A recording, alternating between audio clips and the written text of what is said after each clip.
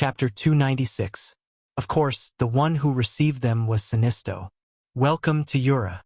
Sinisto was familiar with Thea, but his focus was on Diana. She was full of heroic spirit, and her whole body was brimming with power. She stood there like a sharp sword, sharp, cold, and full of a murderous aura. Sinisto was a little dumbfounded as he took a closer look. There was no light ring, no technological equipment, and no need to amplify her emotions 10 times or 100 times. This woman's fighting spirit was about to overflow. Were Earthlings this terrifying? The two did not fight, but based on his intuition, Sinisto felt that he might not be able to defeat this black-haired woman. Seeing Diana intimidate the unruly Sinisto, Thea was quite beautiful. She took out Abinsu's body from her space ring and placed it in a crystal coffin on a planet she passed by. Looking at it from the outside, it looked quite good. Sinisto gently stroked the coffin. He still respected this old friend of his who had fought alongside him for many years. He nodded to express his gratitude and brought the two to the Green Lantern Corps' cemetery. Knowing that Abinsu was going to be buried, many Green Lanterns came to offer their condolences. The Green Lantern Corps fought all over the universe, and it was really a luxury to have their bodies recovered for burial. Many people expressed their gratitude to Thea for returning the body. How was the training? Why did you say you won't return to Earth in the future? At the funeral, Thea saw Hal Jordan, who was undergoing training on Yura and would return to his jurisdiction in a few days. However, Hal Jordan was very depressed and said that he did not want to return to Earth. That was why Thea asked. In the original spacetime, Hal Jordan returned to Earth with the mentality that he was a superhero, but with Thea's participation, a few superheroes emerged. His little tricks were nothing. In his mind, Earth was very safe and he did not want to cause trouble. After explaining a few words to Thea and preparing to leave, Sinisto came back with a sad look in his eyes. Although his relationship with Thea was not considered friendly now, it was no longer as stiff as before. You're definitely not just returning the body, right? Is there anything else? Sinisto already had some understanding of this Earthling woman. Unlike Hal Jordan, who had been trained by him, this husky was an innocent child without any ulterior motives. Thea, on the other hand, was completely different. She would never do anything that did not benefit her. It had to be said that Sinisto had pretty much guessed Thea's mentality. She originally only wanted to befriend the Green Lantern Corps, but after meeting Boston Brand a few days ago, she changed her mind slightly. It's like this. I found a very interesting person a few days ago. I think he's very suitable for the Yellow Lantern Corps. Could it be the woman beside you? Sinisto looked at Diana from the corner of his eyes. She was so strong even without a light ring. He definitely could not let her enter the army. Otherwise, who would be the leader? He quickly thought of an excuse to reject her. How could Thea let Diana wear the yellow light? She immediately rejected. No, she's my lover. She has nothing to do with the army. Hearing that it was not Diana, Sinisto heaved a sigh of relief. His expression softened considerably. Is he an Earthling? Thea thought for a moment before answering. He was an Earthling when he was alive. I'm not sure where he's from now. An Earthling when he was alive? Sinisto's head was full of question marks. He looked at the Light Ring's language translator to make sure it was not wrong. What did this mean? Where is he? Can I see him? Thea scratched her head. Actually, he's already here. You just can't see him. I can't see him? Sinisto had fought for the Green Lantern Corps for many years and had actually seen many enemies who could turn invisible. However, no matter how he looked, he could not see anyone nearby. However, his powerful spiritual power did sense a cold and gloomy energy to his right. Is it here? Sinisto pointed at the place he sensed and received an affirmative answer from Thea. This surprised him. With such a strong invisibility ability, the destructive power it could cause was enormous. Half a month ago, Thea returned to Earth to buy food because Diana was not used to the extraterrestrial tastes. She also took care of a few matters in Star City. Before she left, she received an email from Deadman. After careful examination, Thea found that there was a fragment of her spiritual power in the depths of his soul. If she was not wrong, it should have been caused by the fear spell. This situation was a bit like the recognition of a master in novels. A single thought from her could completely obliterate him. Thus, the idea of taking him in as a fighter emerged. For him to find the meaning of his existence, Thea's suggestion was to become a superhero. If you want to have a physical body that can be seen by outsiders, what do you think of my yellow light ring? As long as you wear it, you can materialize your body. One ring only costs 998. After some persuasion, she gave Boston Brand the codename Dead Man and stored him in the space ring before bringing him to Ura. Sinisto had no divinity or magic, but he could rely on his powerful spiritual power to sense the existence of Dead Man. Thea was impressed. How is it? He's very powerful, right? Let him work for the Yellow Lantern Corps, Thea said frankly. This Sinisto was a little hesitant. To be honest, Dead Man's ability was definitely powerful. If he had not been introduced by Thea, Sinisto would have agreed immediately. However, he really did not have a good reason to refuse. It would be a pity to give away such a powerful ability. Sinisto's ambitious mentality quickly gained the upper hand. Okay, I agree. Come back with me to my residence. I've also taken in a subordinate these few days. Let me introduce him to you. Sinisto did not know about the soul fragment. He felt that he could rely on his great talents to subdue Dead Man. The few of them flew to his residence. There's a person here? Hal Jordan, who was about to leave, also followed, but he did not see any person around. He felt a chill in his heart and asked Thea with the intention of watching a show. Yes, his name is Boston Brand. He died a few months ago when he was performing a trapeze. He's now in a state of being between life and death. Hal Jordan looked at Thea with his mouth agape. His original doubts had not been dispelled. Instead, they increased. Is there such a magical thing on Earth? This was almost beyond the limits of his imagination. In just a few months, he had gone from a pilot to a universe warrior. His worldview had been shattered a few times, but he realized that it was not shattered enough. He had to continue shattering it. The talkative Hal Jordan fell into a daze. Without him livening up the atmosphere, the rest of them were silent. Thea soon met Sinisto's new subordinate. My understanding of fear is second to none. I'm Lisa Draka. A blue-skinned woman with only a few pieces of cloth on her body introduced herself. Chapter 297. This blue-skinned female alien, who claimed to have an incomparable understanding of fear, respected Sinisto very much. Her eyes exuded worship and adoration, almost unconcealed, as if Sinisto was a god. Her gaze was constantly wandering around him. Thea did not know much about Lisa Draka. She only remembered that she was a general of the Yellow Lantern Corps in the original spacetime, responsible for training recruits. She was extremely loyal to Sinisto. The Parallax Book was controlled by her in the original spacetime, and she claimed to have the powerful combat power to deal with 3 Green Lantern warriors at the same time. Unfortunately, she died before she could achieve anything. She encountered Hal Jordan and the others who had cheated. In short, she was a person with some strength and broad vision, but she underestimated her own strength. Lisa Draka was born from fear, from the blue Taroko star cluster. She has the ability to sense the fear of others. I think highly of her ability, Sinisto said straightforwardly. Thea nodded in agreement. Although this woman was a little arrogant, her strength was not bad. If she was not compared to those cheats, she would be a small boss. She understood Sinisto's intention and summoned the Parallax Book. The appearance of the giant golden book in front of them caused different reactions. Thea and Sinisto could each control fear, so the power of the giant book had no effect on them. Diana was slightly uncomfortable, but she quickly resisted it. The mental state of the dead was different from that of ordinary people. He had a piece of Thea's mental fragment, so he was immune to the power of the Parallax Book. Lisa Draka's claim to have an incomparable understanding of fear was not an exaggeration. Her face was extremely ugly, and she bit her lip hard, but she held on and did not embarrass her boss Sinisto. Hal Jordan, who came as a spectator, was in big trouble. Countless scenes of fear echoed in his mind.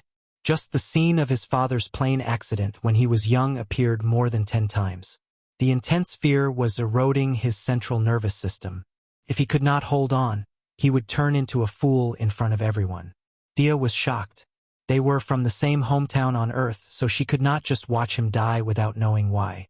If the members of the Ring of Lights could only watch, they would be pulled away if they could hold on. In the past, her spells would be at a loss in such a situation. But now that she had mastered the emotion of fear, she cast an improved version of the anti-fear spell on him. Hal Jordan finally regained consciousness. He gasped for air and lay on the ground, unable to get up. She deliberately observed Lisa Draka's expression. This woman, who used to be the boss of the world and Sinisto's number 2, didn't dare to ignore Thea, who held the parallax book. She lowered her head slightly to show her respect. Not bad.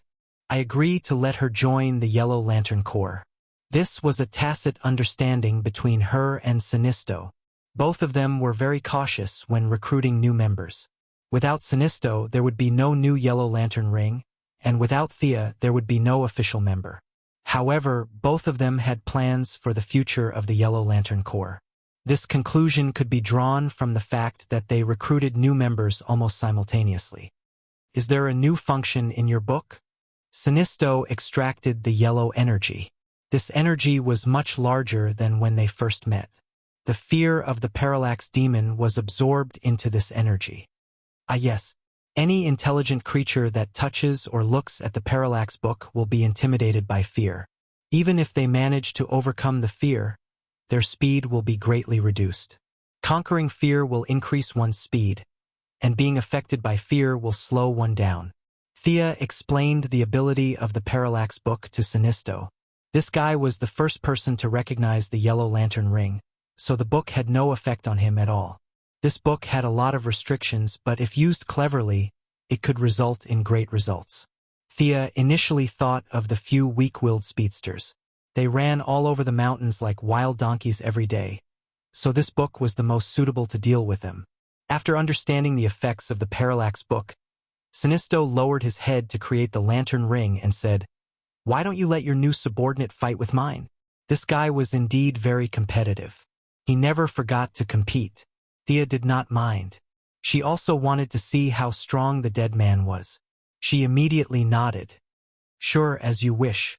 When Lisa Draka heard that she was going to fight, she was not afraid at all. She stood alone in the middle of the field and waited for nearly half a minute. She was completely dumbfounded. Didn't he say he wanted to fight? Where is he? Who wants to fight with me? Is he here? In fact, the dead man had already entered the field. He just did not make the first move because he saw that she was not moving. Sinisto's speed of creating the lantern ring slowed down significantly. He was also concentrating on sensing the dead man's location. He also felt that this kind of invisible enemy was too troublesome. Even if they had earth-shattering power, it was useless if they could not hit the opponent. In the face of an unknown enemy, an invisible enemy, no matter who it was, they would feel fear. Sinisto could not help but glance at Thea. The guy she had chosen really fit the Yellow Lantern ring's motto. Only the dead man could instill fear in the enemy. I'm fighting an invisible person? Lisa Draka saw her boss Sinisto's serious face and knew that he was not joking. The enemy had already entered the field. It was just that she could not see him. However, no matter how she sensed, she did not feel anything unusual around her. She looked left and right to guard against the enemy's attack. Her expression was no longer as calm as before. Although she had not put on the Yellow Lantern ring, she had caught Sinisto's eye not because she was brave but because she had some skills. Lisa Draka's expression became extremely ferocious. The veins on her forehead bulged, and her eyes rolled back. She panted heavily and looked around. Suddenly, she rapped her fist with mental strength and punched to the side. Under Thea and Diana's gaze, the dead man was sent flying more than 2 meters away by her punch. He rubbed his chin and floated in the air, seemingly in disbelief. Sinisto's expression was very smug. Thea also asked, "What's your subordinate's ability?" I feel that her eyes are very strange. Thea relied on her eyes to make a living, so she was very sensitive to such abilities. Lisa Dracker has some ability to foresee the future. Unfortunately, it's limited. She can only foresee things related to herself in a small area for a short period of time. Since Sinisto had asked her to use it, he did not intend to hide it. To a certain extent, Thea's relationship with him was closer than his relationship with the Green Lantern Corps. There was no need to hide such obvious abilities. Thea nodded. She scoffed at Sinisto's ability to foresee the future. Lisa Dracka's ability was at most a prediction, but it was far from being able to foresee the future. Chapter 298. Not only was there a difference in their abilities, but even such a low-level prediction was a huge burden on a mortal's body. Looking at Lisa Dracka's expression, which looked like she was about to spit out her organs in the next second, it was obvious that this move was severely draining her energy and even her lifespan. Although she was Sinisto's subordinate, Thea could not let her consume so much energy. She signaled the dead man to attack and decide the outcome in one move. Having received her instructions, the dead man chuckled and jumped into Lisa Dracka's body with a high platform dive. Sinisto immediately noticed the abnormality. Thea cast a magic eye on him so that he could see the battle between the dead man and Lisa Dracka. Sinisto knew that Thea had some abilities beyond the light ring, so he was not surprised. He was surprised by the dead man who had half of his body in her body and was still trying to enter her body. He had a pale face, dark circles under his eyes, and was wearing a bright red bodysuit. Half of his body poked out from the blue-skinned Lisa Dracka's back. At first glance, one would think that he was a deformed person. Sinisto could see because of Thea's magic, but Lisa Dracka, a living alien, did not know magic. She only felt that something was desperately trying to enter her body. She knew that it was not a good thing, so she naturally tried her best to stop it. However, the dead man's move was extremely overbearing. Against ordinary people like Nightwing, he could possess them directly. Batman's willpower was the best in the world. Although he was quickly chased out, he was still possessed for a few seconds.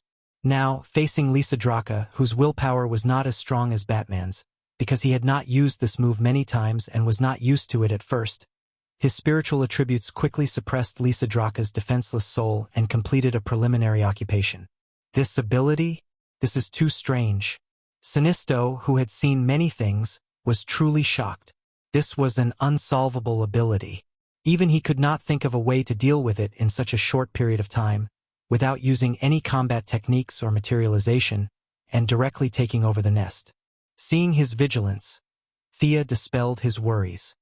The dead man's move is very magical against ordinary people, but it lasts for a short time against people with strong willpower. Just as she finished speaking, the dead person who possessed Lisa Dracker staggered a few steps forward. This woman's resistance is crazy. Thea also wanted to see how much control a dead person had, so she didn't say anything to stop him. Hal Jordan looked at Lisa Dracka trembling like a fool. Thea did not want him to embarrass the Earthlings, so she gave him a magic eye. The four people present could see the dead man. Lisa Dracker could not, but she had experienced it the most. She did not care whether she could see it or not. She used all her strength to try to expel the dead man from her body. The two entered a long tug of war. The spirit of a dead person was far stronger than a normal person's soul, but Lisa Dracker's willpower was equally strong since she had caught Sinisto's eye. The mental battle between the two was disadvantageous to her, but because it was her body, she had an endless supply of energy, so she naturally had a geographical advantage. As the battle dragged on, the powerless dead man was finally squeezed out. He was a rootless source, so what he consumed was his own spirit. At the same time, Lisa Dracker was so tired that she almost collapsed. She could not maintain her predictive state at all. Sweat flowed down her blue skin. "I see. You can be expelled with a strong willpower." Sinisto was relieved when he saw this. Lisa Dracker's willpower was like a baby's compared to his. If she could do it, he could do it too. However, the dead man's ability was indeed extraordinary. Anyone with a bit of foresight could see that. Sinisto was very happy that such a person joined the Yellow Lantern Corps. Not long after, the third and fourth lantern rings were completed. Thea signaled for Lisa Dracker to go first. Everything was the same as before. The only thing worth noting was that Lisa Dracker recited the same oath that Sinisto had recited that day. After registering her name in the Book of Parallax, Lisa Dracker went to the side alone to accept the knowledge of the lantern rings. There was a small problem when the fourth lantern ring was paired with the dead man. The power of the lantern ring was not for show. It could ignore the invisibility of the dead man, but there was a problem when it came to identifying the intelligent life form. The lantern ring circled him twice, but it could not determine which planet this life form came from. It could only say vaguely, "Intelligent life form has been identified. From that Boston brand. You have the ability to inflict great fear on others. Welcome to the Yellow Lantern Corps." Thea wanted to laugh when she saw this. If the lantern ring was in human form, it would probably beat the wall when it encountered such a once-in-a-thousand-years fellow like the dead man. The dead man's oath was the same as Thea's. Thea and Sinisto looked at each other before looking away at the same time. The dead man who put on the yellow light ring immediately grasped the ability to materialize. He materialized a real person who looked 30 to 40% like him when he was alive.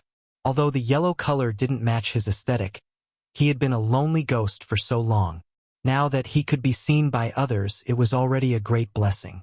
A little color was not worth mentioning. The lantern ring's function for him was to relive the feeling of being a human, and to use fear to break down the resistance of the other party when he occupied the other party's body. The dead man who materialized touched everything and seemed to be very satisfied with the objects he could touch. Hal Jordan was a little afraid of him at first, but after a few words, they found that they were surprisingly compatible. Both of them were jerks in the beginning, but later on, they regretted their character of wanting to be heroes. They talked about women, guns, and the future and became more and more congenial. They were just short of becoming sworn brothers. Thea stayed on Yura for 3 days and met Arlene Sue, Abin Sue's sister, who was also Sinisto's wife, Solonique Natu, Sinisto's daughter, and Aman Sue, Abin Sue's son. After receiving a lot of gratitude, Thea took Diana and a few guardians to chat for a long time. After that, she found that there was nothing to do. She had been away from home for a long time, and it was time for her to return to Earth. After saying goodbye to each of them, she went to the border of Sector 2814 with Hal Jordan. Now, Hal Jordan was full of a sense of mission, as if there was a demon king descending from the sky in his sector every day. He insisted on patrolling the sector and eliminating all threats before returning to Earth. Thea could not be bothered with such a stubborn person. She could not tell him that most of the most dangerous demon kings in the entire universe were on Earth.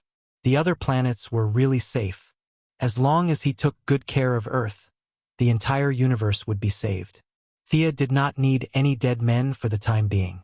Seeing that the two of them hit it off, she let him and Hal Jordan eliminate the evil in the nearby star sector first. After all, the lantern ring had the ability to communicate regardless of distance, so anything could be contacted. Holding Diana's hand, they landed in Europe. The two of them once again walked the same path as before. Comparing their memories, they walked and stopped along the way. It was also time for them to part for the time being. "I'll visit you next week," Thea said straightforwardly. "Okay. I'll wait for you." Diana's smile was still so beautiful, clear, and without a trace of impurity. The two of them kissed and said goodbye, one to the west and the other to the south. Chapter 299. After returning to Star City, Thea was quickly surrounded by many miscellaneous matters. The first to bear the brunt was to increase cooperation with the military. Both parties tested each other and got what they needed. The military believed that they could rely on Thea, a second-generation official on the same side as them, to clamp down on more and more unidentified superheroes. Thea also needed their tacit approval to continue making friends with the upper class and weave a huge network of connections. Both parties hit it off immediately. Quinn Corporation received a huge order from the military, which indirectly raised Quinn Corporation's not-so-good reputation. It also effortlessly received the task of rebuilding Seaside City. On the other hand, Thea also accepted the title of the military special affairs consultant and promised to help the military solve some problems within a limited range. Although Diana had been found and the two of them met on weekends from time to spar, the construction of the temple did not stop. After all, it was the mission of the goddess of the night. Whether it was for the sake of reputation or practicality, it had to continue.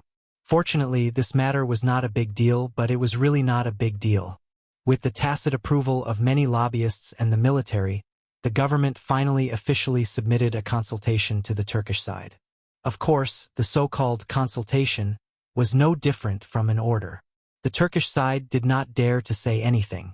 Amidst the objections, a few joint construction teams entered the original site of the temple and began to do preliminary mapping work. Damien's plan to steal the sword had not been launched yet, but Barbara and Laurel had already left Star City. Their team had developed very quickly. Tommy, the stalker, was finally discovered by Barbara. When he learned that Laurel was also going to be a superhero, Tommy was both happy and worried. He shamelessly snuck into the originally all-female Raptor squad. Not long after, he rescued Helena, who was being chased by her biological father.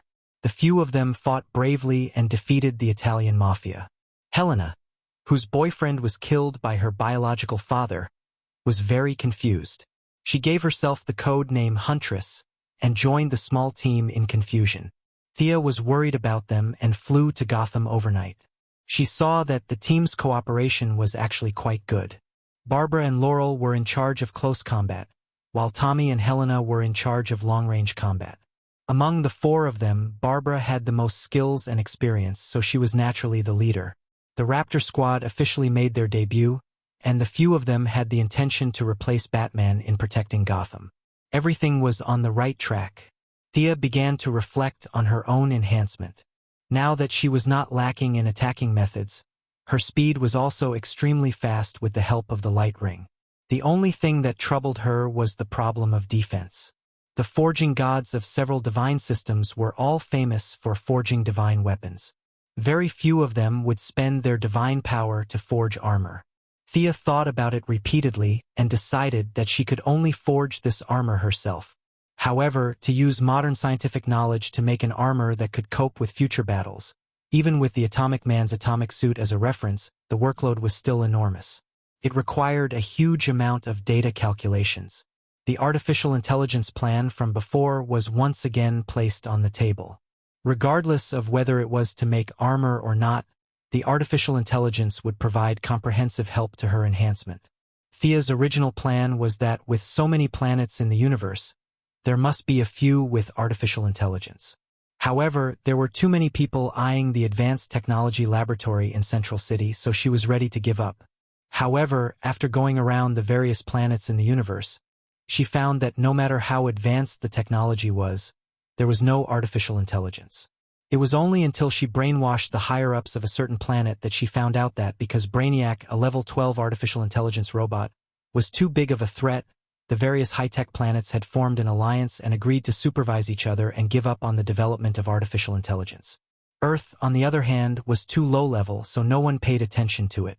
In other words, the only artificial intelligence that could help Thea and get her hands on it was Reverse Lightning, the original Gideon that was created in Central City in the 25th century by a transmigrator. Hello, Professor Snow. I'm Thea Quinn. Nice to meet you. After half a year of studying, Thea successfully obtained her graduation certificate from Princeton. Now, when she greeted people again, she finally avoided the awkwardness of graduating from high school. After all, it was an Ivy League university, so she could get a good job if she went out to apply for a job. Caitlin Snow's postgraduate studies did not take much effort. Caitlin was just 28 years old this year. Although she was qualified to teach postgraduate students, she was too inexperienced. Those who graduated from famous schools looked down on her, and she also looked down on those who came from ordinary schools. In the past few years, she had not seriously taught any students. Caitlin Snow's mother ran a large-scale pharmaceutical company. She also knew Moira. With their relationship going around in circles, plus Thea's good grades and being a girl, she had no reason to refuse. The two of them met briefly in the coffee shop. Caitlin Snow did not have any aura at all. She looked like a yes-man and was easy to bully. It was hard to imagine that she would change her personality and become the supervillain, Frost Killer. The elders of both sides knew each other. There was not much difference in age, so they called each other sisters. Getting closer to Caitlin Snow was just to learn better. Sia took out a lot of questions to ask. It had to be said that Caitlin Snow's knowledge of biochemistry was very rich. She was chosen by Reverse Lightning to join the cutting-edge technology laboratory. She was truly talented. Although it was just a general conversation, it still solved many of Thea's doubts about the atomic suit. Thea thought that it was not a waste of time, and Caitlin was also very fond of her enthusiasm for learning despite being a billionaire. It could be said that both sides were very satisfied with their first contact. After learning from Caitlin Snow for less than a month, the cutting-edge technology laboratory that Thea had been looking forward to finally opened its door to her. Unlike the laboratory of the future where there would only be 2 or 3 big cats, now there was a crowd here. Everyone was busy. From time to time, there were doctors in white coats and thick bottle-bottomed lenses discussing loudly. Many big names in the research field ignored Caitlin Snow, a newcomer. As for Thea behind her, they ignored her even more. They only cared about academic results. Thea's beauty made them despise her. She was so beautiful. She was definitely not here to do research. Only a few young interns secretly glanced at Thea, but they did not dare to look at her too much. "Welcome, Dr. Snow. Welcome to study, Miss Quinn." Reverse Lightning, disguised as Professor Harrison Wells, was the person in charge of the laboratory and received the two of them. With a graceful demeanor and a pair of glasses, he looked like a well-educated middle-aged man. Reverse Lightning grasped this role very well. There were no flaws in his facial expressions, language, movements, gestures, and so on. All the people who talked to him did not know that the original Professor Harrison Wells had died and was replaced by a time traveler from 500 years in the future. Chapter 300. Sia didn't hide her identity.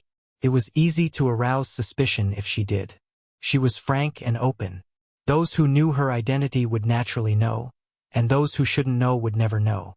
The Quinn Group also donated funds to the cutting-edge technology laboratory. She acted neither servile nor overbearing and spoke very politely. "Dr. Wells, your place has really opened my eyes. I'm very honored to be able to study here." Her tone was mixed with a hint of arrogance, which was also what she meant. Young tycoons in Europe and America like Adam Knight Palmer were talented and devoted to learning, but most of them were ignorant and looked down on others. Oliver and Tommy were typical examples. The elegant Harrison Wells did not care about her arrogance at all. He smiled like a spring breeze and said, "I hope you didn't come in vain. Our laboratory is very good." After that, he shook hands with the two and ended the conversation. He had a lot of work to do. To some extent, Thea's real identity played a role in him being able to take time out to meet the two. After the person in charge of the laboratory met the two in person, they still had to work. Even if the president's daughter came, they could not afford to be idle. Caitlin Snow was assigned to the biology team. The team leader was an old virgin of African descent. When she saw their appearance, she snorted. Thea was dressed normally today, but it was hard for her appearance not to attract attention. Caitlin was a little dogmatic and strictly followed the workplace rules. When she arrived at the laboratory, she was still wearing a tight skirt and thin high heels. Plus, she looked very easy to bully. It was impossible for the old virgin to hit it off with her at first sight. "From today onwards, you'll be in charge of this place." The old virgin, who looked like Pigsy's second aunt, led the two to the northwest corner of the laboratory. She pointed to a row of bungalows and then walked away with her huge hips swaying. The two looked at each other. Caitlin was not a fool. If she did not feel anything when being targeted, there must be something wrong. However, she really did not know how she offended the old virgin. For a moment, she was a little confused and bit her lip. Thea did not care. In this society, people judged people by their appearance. Superficial people were everywhere. She could not be angry. "Let's go in and take a look." Thea was not afraid at all. Even if it was an alien teleportation portal, she could still fly back. She pulled Caitlin along and walked in. Those who did not know would think that she was a teacher and Caitlin was a student. As soon as they entered the room, the pungent smell almost made the two of them fall over. "Damn it!" Thea gritted her teeth and looked at the hundreds of cages in the room and the orangutans in the cages. The aura of anger and fear leaked out a little. The originally noisy gorillas miraculously quieted down, and a few of them even made the sound of teeth chattering. Let this old lady raise gorillas. Thea tried her best to calm her emotions. She was afraid that a red light ring would fly out from the depths of the universe. That would be interesting. In his heart, he tried his best to tell himself not to be angry. Being angry would hurt his liver and a bunch of other messy things. The last person who angered her to this extent was Senator Hammond from Seaside City. However, he was still a person in power. This old African virgin was nothing. Their original plan was to get the AI and run away. However, the first step had gone wrong. Their appearance had attracted hostility, and they were sent to a place that was so far away from the laboratory. Although this experience helped Caitlin gain a lot of sympathy from the male researchers, it did not help Thea at all. Seeing Caitlin's blank expression, Thea was used to giving orders. She did not wait for Caitlin to come back to her senses and shouted, "Is anyone here? Who's in charge here?" It was impossible for the two women to take care of hundreds of gorillas. There must be a professional keeper here. The two women's main job was to do biochemistry research, which was Caitlin's specialty. 1 in the east, 2 in the west. Soon, 7 people stood in front of Thea. "Just the few of you? My name is Thea Quinn. This is Dr. Caitlin Snow, who has just taken over this place. You can come to us if you need anything in the future. If there's nothing else, you can go about your business." Thea introduced herself casually. Let alone 7 people, even if there were 70,000 people, she wouldn't have any stage fright. Among the 7 people, there were 3 women and 4 men. They looked young and childish. The young man in the lead wanted to say that these gorillas were very irritable and should apply for some tranquilizers from the laboratory. However, when he was about to say it, he found that the place was quiet today. He hurriedly turned his head and found that all the gorillas were obediently waiting. Some of them were even lying face down on the ground. What the hell was this? It was so quiet. Did they need to apply for tranquilizers? He looked back at Thea, who was as beautiful as a peach. In order not to be treated as a fool, he swallowed his words. He put on what he thought was his most charming smile and introduced the current situation of the management here to the 2 women. Thea had heard of it. She had always been thinking about the AI. It was none of her business whether these gorillas died or not. If she was annoyed, she would even lock reverse lightning up with the gorillas. Caitlin listened attentively. She asked questions from time to time and made special notes. The 2 women followed the young man inside. Thea took a banana from the table and threw it into the cage when she saw a gorilla that she liked. Although she had not specifically practiced darts, the basic skills were there for all to see. The banana drew a beautiful arc as it passed through the gaps of the iron cage. The young man watched as a banana hit the gorilla's head with a bang. In the past, the gorillas would have been furious, but today, they were all well-behaved. Some of them even looked at Sia with a fawning expression after being hit. F***CK. The young man felt that this scene was a little different from his past experience of rearing gorillas. Were these gorillas all wretched? He had treated them so well that they would bare their fangs at him for no reason. Now, Thea was casually throwing bananas at the young gorillas, but none of them dared to fight back. The young man felt that he had found the trick to rearing gorillas. Thea did not know that her casual action had set a bad precedent for the young man who was determined to be the best breeder in the world. She casually walked past a row of young gorillas. With her powerful visual memory, she remembered the names of the gorillas even though she was not paying attention. Henry, Gertrude, Cohen. She took 2 steps forward and suddenly realized what she was looking at. She stopped in her tracks and walked back to the nameplate marked with Gertrude. She looked at the skinny and listless gorilla inside. Gertrude. Thea could not believe it. Gertrude was the nemesis of the Flash, a highly intelligent gorilla with telepathy and mind control. This guy's future achievements would surpass 90% of the Earth's villains. But was this really the gorilla she knew? Chapter 301. In the future, Jared was 5 meters tall and weighed several tons. It was impossible to say that he was weak. Thea only remembered that Jared gained the ability to control minds after he was secretly experimented on by the military and Reverse Lightning. Even Reverse Lightning used him as a trump card. Jared was cruel to all of his enemies. He was only slightly nicer to Caitlin. Was it because Caitlin was arranged to be here in the original time and space that they met? Thea probed with her psychic power and was a little disappointed. She could not find anything unusual about the little ape in front of her. Was it caused by anger? Thea threw another banana at the ape's face. The little ape rubbed its face and lay on the ground weakly, not daring to resist. Did she remember wrongly? Or was it a mutation caused by the experiment? Or was it someone with the same name? There were too many possible reasons. Thea made a mental note of her doubts and planned to verify them in the future. When it was almost time to get off work, more than 10 researchers, both male and female, asked the two girls to have a meal. Thea was not interested at first, but Caitlin did not want to refuse such a welcome dinner. She almost begged Thea to go with Caitlin. Along the way, several male researchers with excessive hormone secretion tried to show off their talents, trying to attract their attention. Thea looked at a Latino man who did not speak much. His name was Cisco Ramon, a superhero codenamed Shockwave in the later stage. His ability was to open a passage between different dimensions and attack enemies with powerful vibration waves in battle. Of course, he did not have any superpowers now, just like Caitlin Snow. However, his value, even in the later stage, was not reflected in his fighting ability, but in his mind and wisdom. Many of the technological weapons he invented were not inferior to Batman's. Even the original version of Captain Frigid's freeze gun that Thea obtained from the future was his work. Thea picked out a few questions about the freeze gun and chatted with him, but soon Thea could not continue. Cisco Ramon was staring at her face and did not listen to her at all. "Ah, you're talking about the pressure reducer, right? I think we can do it this way."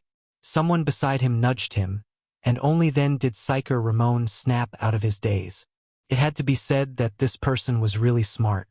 He actually remembered Thea's problem even though he was in a daze, and racked his brains to think of a solution for her. This frost gun was designed by him in the future. Naturally, it was very compatible with the knowledge he had learned. Captain Lung Han's IQ and EQ were very high, but he only graduated from high school. There were very few places that could be modified. Cisco Ramon only felt that the questions this unbelievably beautiful woman had asked him were all questions he was best at. At first, he was still a little nervous, but when it came to topics he was good at, he did not have to use too much of his brain. From the beginning, he could draw inferences about other things from one example to the next. Even though he did not really understand what Thea was asking him, he still broke it down and explained it to her. Cisco Ramon did not have a doctorate. In addition to his ordinary appearance, he kept a low profile among a group of academic giants. Later on, he and Caitlin Snow became important members of the Flash team. Even Reverse Lightning praised Cisco Ramon as his son. This was not about his looks, but Cisco's intelligence and wisdom had moved Reverse Lightning, who had transmigrated from the 25th century. The relationship between Cisco Ramon and Reverse Lightning was a little like the relationship between Malcolm and Oliver in Star City.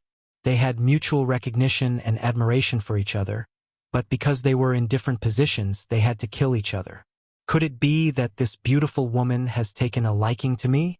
Seeing that Thea was listening attentively, Cisco Ramon could not help but think. For a moment, he felt so happy that he could fly. He explained everything he knew, whether it was related or not. Thea felt that she had learned a lot. After all, Captain Lung Han was the original creator of the frost gun. He was able to analyze the principles behind many things that Captain Lung Han did not know. She believed that as long as Thea summed it up, she would be able to create the frost gun when she returned. When you heat the aziridine to 100 degrees Celsius, and at the same time add the ring 3 structured polymers, can you do this? After asking about the frost gun, Thea began to ask about the atomic suit. To some extent, these questions had already surpassed Cisco Ramon's knowledge. The atomic suit's technology, which even Reverse Lightning admired, was not something that Cisco, who was still a rookie, could explain. However, Cisco Ramon was also a genius. He was able to use his existing knowledge to explain many of the atomic suit's technical principles. Although it was not the correct direction, it was still an eye-opener for Thea. As Thea continued to throw out profound questions, Cisco Ramon's wild imagination was suppressed by the spirit of science. He regained the seriousness of a scientist and began to discuss with Thea in detail. At first, the people in the advanced research lab were just there to watch the show. However, as the content of the discussion became deeper and deeper, the few people who thought that they were scientists also joined in. This made Ronnie Raymond, who had been preparing for dinner all afternoon, feel a little depressed. Shouldn't they be talking about fashionable men and women? You guys are here to cause trouble by discussing all kinds of chemical reactions in the bar. More importantly, he had seen Thea's picture before. When he saw the people around Thea fawning over her, he could not help but sneer. These idiots don't know anything. The chairman of the Quinn Corporation is worth billions. Why would she be interested in ordinary people like you? Ronnie Raymond's family background could barely be considered top-notch. He had access to a lot of rumors, both true and false. The most popular rumor in the small circle was that this Thea had bewitched Bruce Wayne of the Wayne Corporation. The two of them were working together to build some kind of temple. Many people overinterpreted the rumor and thought that the temple was fake. Why would they need to test the reaction of the higher-ups? It was an obvious thing. The Wayne Corporation and the Quinn Corporation were going to form a marriage alliance. The alliance of the two giant corporations would attract the interests of all parties. Therefore, they made up a story about building a temple to test the reaction of the higher-ups. Competing with the playboy Bruce Wayne? Ronnie Raymond had never thought that it would be so challenging.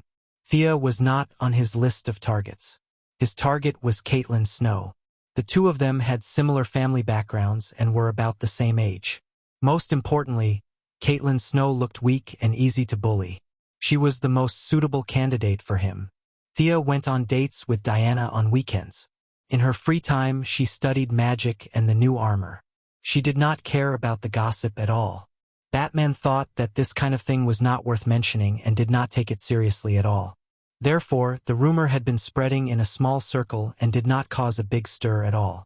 Some people even thought that they had inside information and wantonly stocked up on the stocks of the two companies. Of course, this was a story for later. Chapter 302. Cisco Ramon didn't know the secrets of the so-called upper class. He only knew that a beautiful girl was listening to him attentively.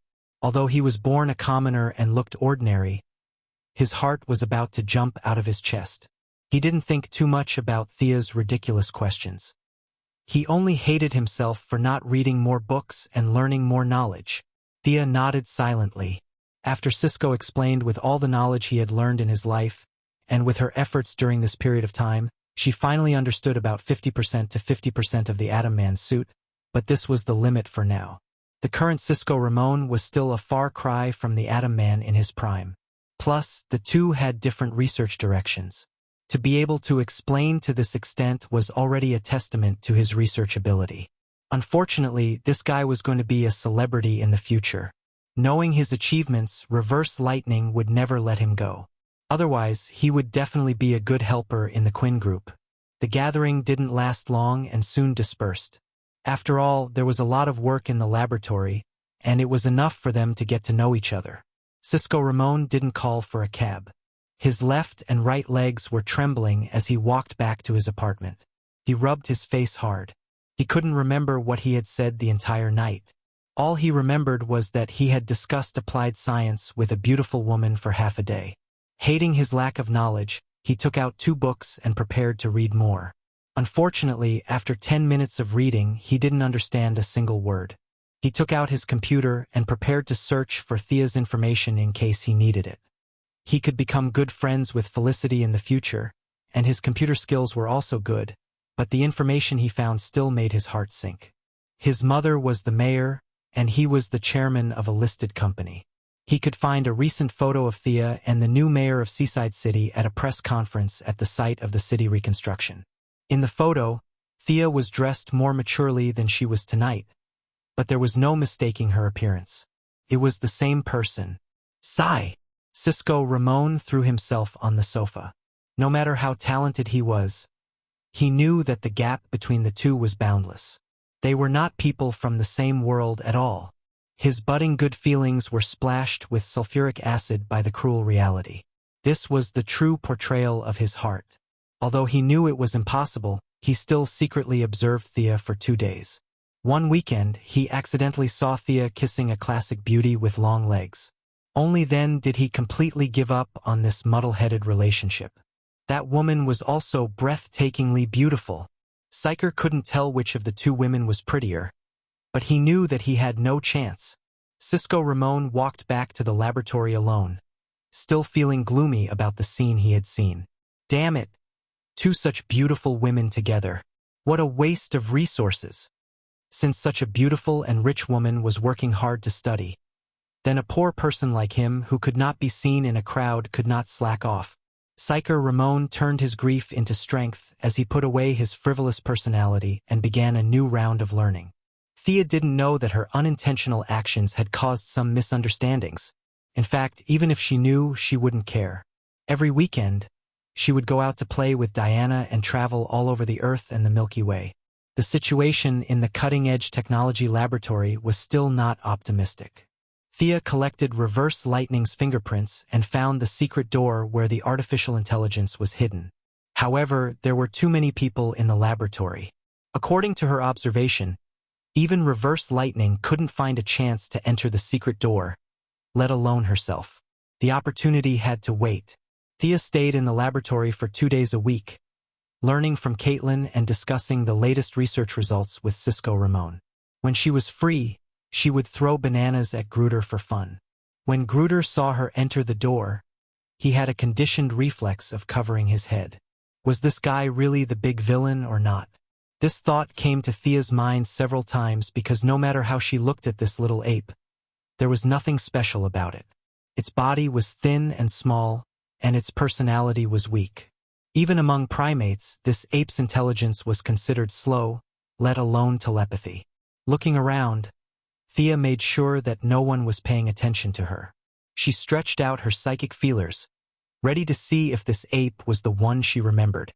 Out of caution, she only used 30% of her strength. However, Thea underestimated her current strength. As soon as her psychic feelers entered the ape's brain, she heard a plop sound. The little ape, Gruder, fainted straight away. Thea was a little embarrassed. Recently, she had been practicing with Diana more and more frequently.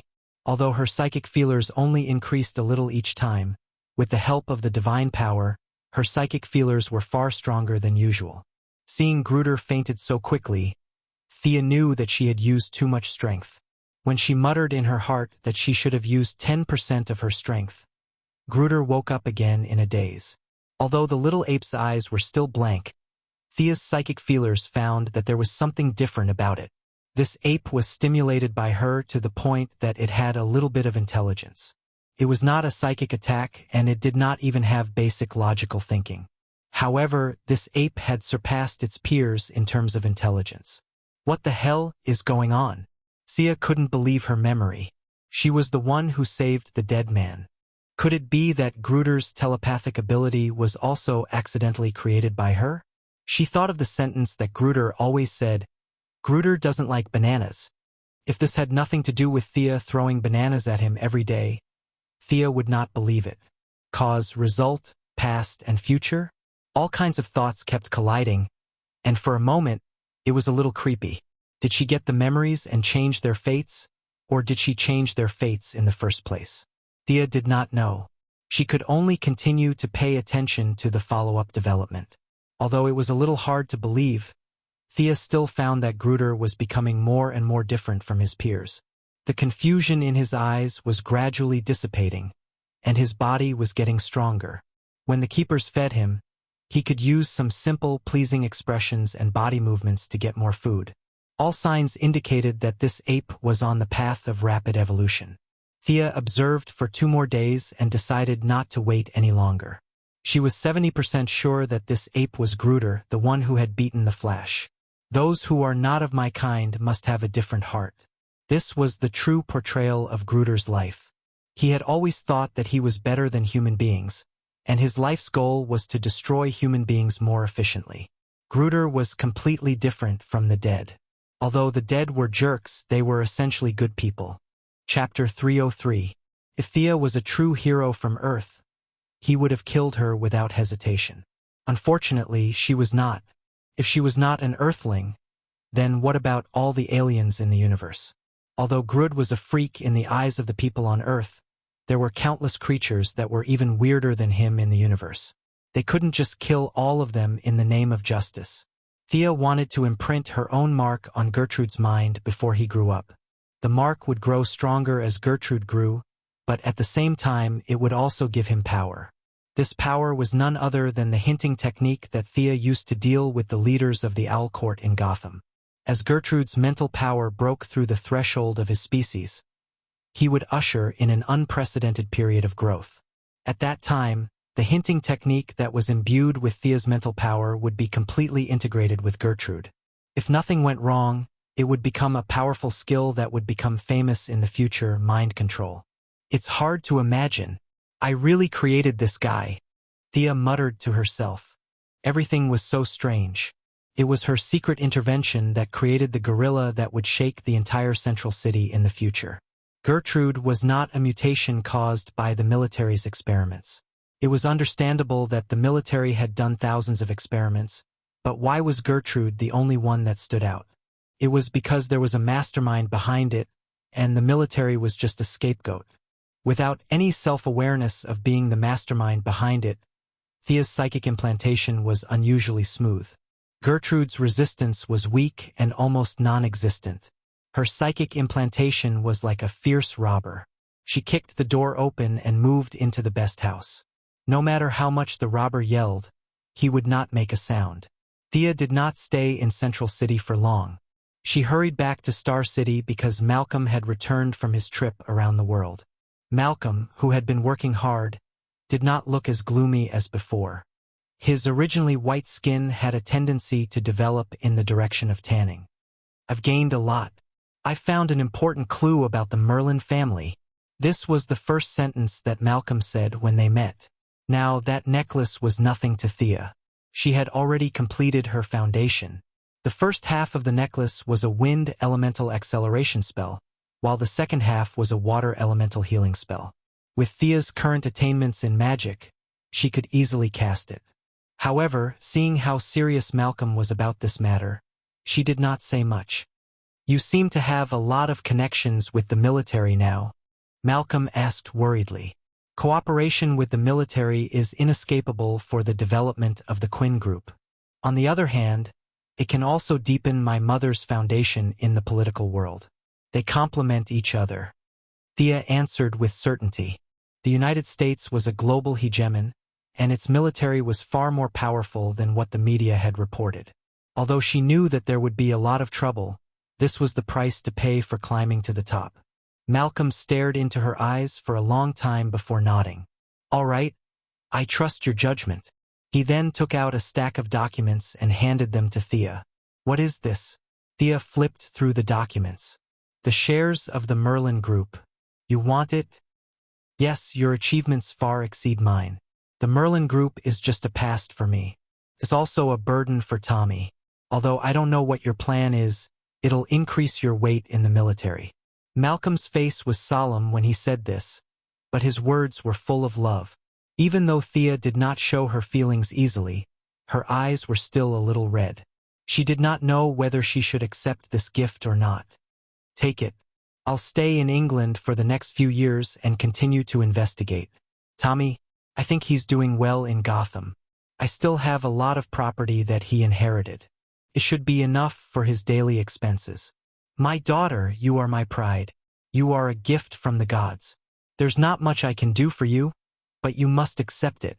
Don't expose our relationship. You know how much Tommy loves his mother. If he knows the truth, our relationship as father and son will be over. You must keep it a secret." Thea's nose twitched. The father-son relationship was just an excuse. Malcolm was afraid that her identity as an illegitimate daughter would be a stain on his reputation. He used a casual tone to cover up their relationship. "Daddy." Thea could no longer control her emotions. Even though she felt sorry for old Robert, she was still touched by Malcolm's fatherly love. All right, you're so busy. Take the documents away. We'll hold a press conference in a few days." Malcolm shoved the documents into her hands and pushed her out of the room. Thea smiled. The old man was not good at expressing his feelings. His eyes were red around the rims, even though he was speaking harshly. Thea went through the documents when she returned to her residence. They were notarized documents for the gift of shares. She just had to sign it and it would take effect immediately. Thea kept the documents after reading them. She was not in a hurry. She took out the few drops of God's blood that she had collected after the battle with Horus. There were 6 drops in total. 4 of them were ordinary drops and the other 2 had higher energy content. 1 drop of the ordinary God's blood was used to save the Atom hero. Thea absorbed another drop on Paradise Island. She also absorbed a drop of the higher energy content later. There are only 3 drops left. How do I split them? Thea rubbed her chin and pondered. She had originally planned to give 1 to each of her parents and the rest to herself. However, the God's blood was no longer of much help to her body. Even if she sparred with Diana a few more times, the effects would be better than the God's blood. She decided to leave 1 drop for Tommy. Although he did not know about their relationship, he had given up the Merlin group. No matter how she looked at it, she should compensate him. However, the drop of high-energy God's blood gave Thea a hard time. The energy was too high for ordinary people to absorb. No matter who she gave it to, they would die. Thea could only continue to flip through the magic books and consult Psyker in Central City. Finally, she came up with a way to combine magic and technology. Whether it was Malcolm or Moira, their bodies had already entered a period of decline. Even absorbing ordinary God's blood was a very troublesome matter.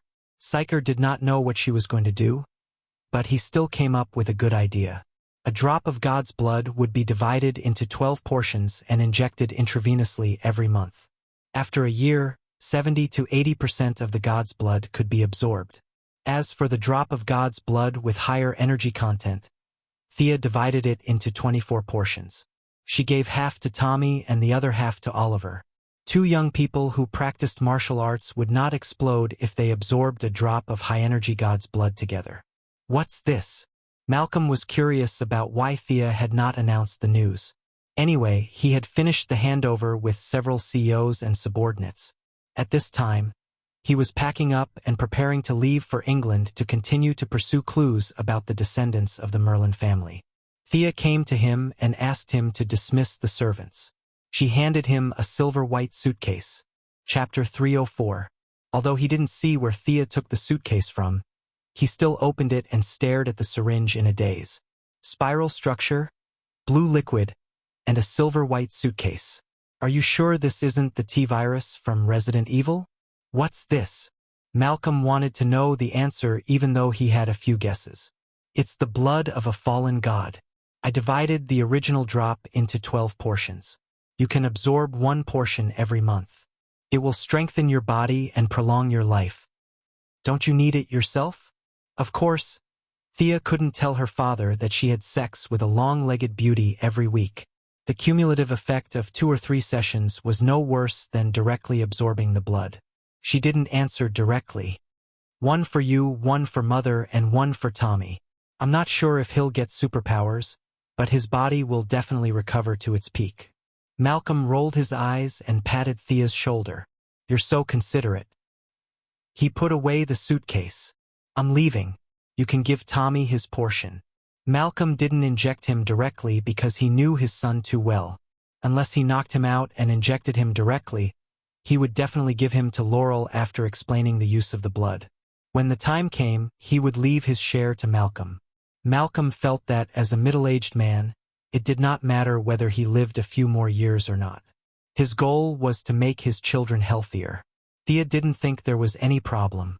After sending Old Ma off, she took the signed documents and rushed to the Merlin group with a bunch of lawyers and accountants. Malcolm was very free and easy to let go of the Merlin group. Of course, he couldn't tell others that he was an illegitimate daughter. The father and daughter had a unified statement that Thea had bought his shares. Several of his trusted subordinates knew the result in advance, but they didn't know the reason. In order to prevent them from hindering Thea from taking over the group, Malcolm withdrew all his subordinates. Now, only a few executives were left in the Merlin Group. What? Merge with the Quinn Group? The president of the Merlin Group submitted his resignation to the board of directors 3 days ago. Now, the person in charge of the daily affairs was the original vice president, a high-ranking employee. He had thought that Thea had come personally to discuss some cooperation, but he had guessed correctly. The union was indeed a union, but the creation was nowhere to be seen. The vice president was sweating profusely and urgently summoned the legal department to verify the authenticity of the document. The results showed that the documents were authentic and valid. Whether it was the signatures, seals, or notarization, they were all in accordance with the provisions of the law. The vice president felt like he was on fire and urgently asked the remaining directors. Although they didn't agree unanimously, Thea had more than half of the shares. In other words, as long as Thea wanted to, she could complete the merger of the two companies. Thea was here today to do this. Otherwise, why would she bring so many lawyers and accountants with her? Was she here for a vacation? Merge. Start the process of merging now, immediately. The vice president worked for a salary, so he couldn't find any reason to object. According to Thea's order, he informed the administrative departments one by one to complete the handover of the work and wait for further orders.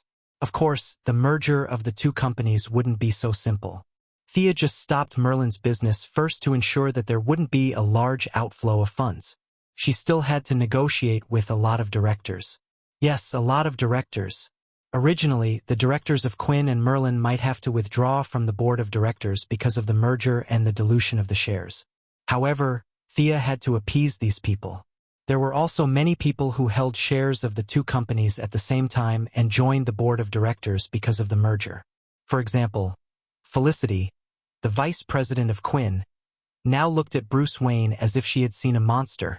Bruce Wayne personally held scattered shares of most of the companies in the world.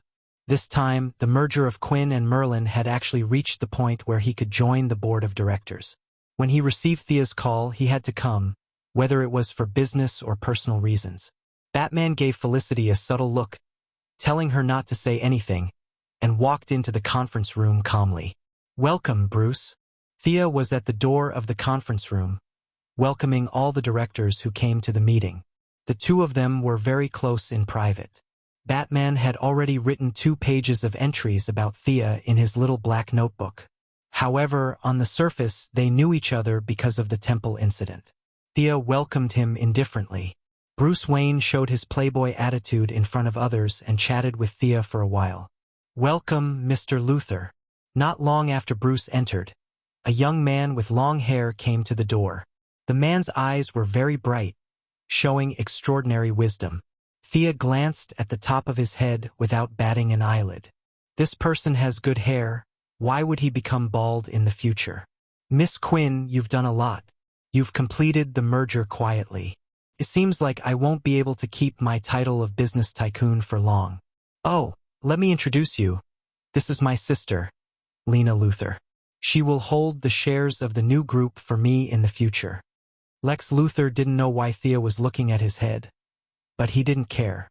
He mocked Thea a little, then introduced his sister and hid behind the scenes. He also clearly expressed his support for the merger. His superb conversational skills not only expressed his intention but also didn't embarrass others. They were indeed the 3 popular villains: the wise Lex Luthor, the crazy Joker, and the tenacious Sinisto. The 3 of them were full of strong personal style. Thea had always been looking forward to this Superman's nemesis, but they were in different camps.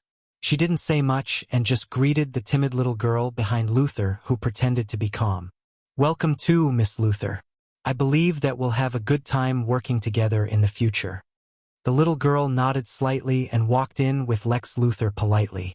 At the appointed time, Thea looked at her watch and knew that all the directors had basically arrived. The remaining few who were dissatisfied with the merger didn't need to pay attention to him and officially began the merger discussion. After the merger of the two groups, Thea personally held 31% of the shares of the new group, and no one else held more than 10%. The directors of the Quinn Group had been brainwashed and replaced by her in the past 2 years, and they were very obedient. Several of the Merlin Group's shareholders had received Malcolm's signal and didn't dare to disobey. The remaining shareholders, who were controlled by the government and the military, expressed their support. The scattered shareholders, represented by Bruce Wayne and Lex Luthor, also didn't raise any objections. A giant multinational business group with a market value equal to that of the Wayne Group and the Luthor Group was born in this conference room. The group was named Quinn Merlin Group in honor of its predecessors. In the next few days, Thea was very busy. The same departments were merged, and different departments were expanded or abolished according to the situation. All kinds of directors were busy expressing their loyalty and talking about their ideals. They blocked Thea for 3 days, making Diana think that she was besieged, and almost pulled out her sword to save her. Chapter 305. How annoying! Thea sent away another middle-aged man with an extraordinary aura. She threw away her pen and stood by the window, looking into the distance. The middle-aged man who spoke to her before was just a small shareholder. Logically speaking, Thea would not have the right to meet him personally. However, although this person's status was low, he had many people behind him.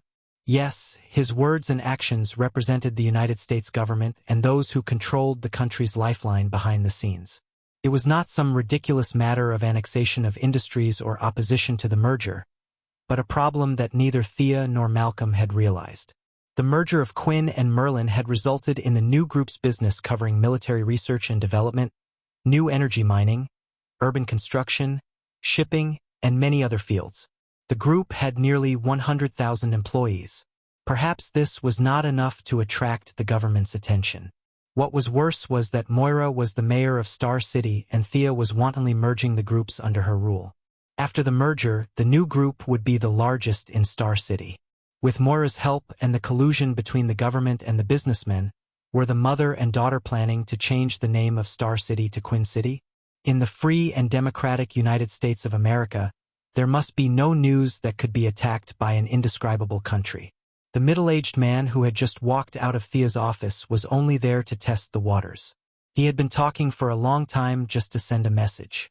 Could the group's headquarters be moved appropriately?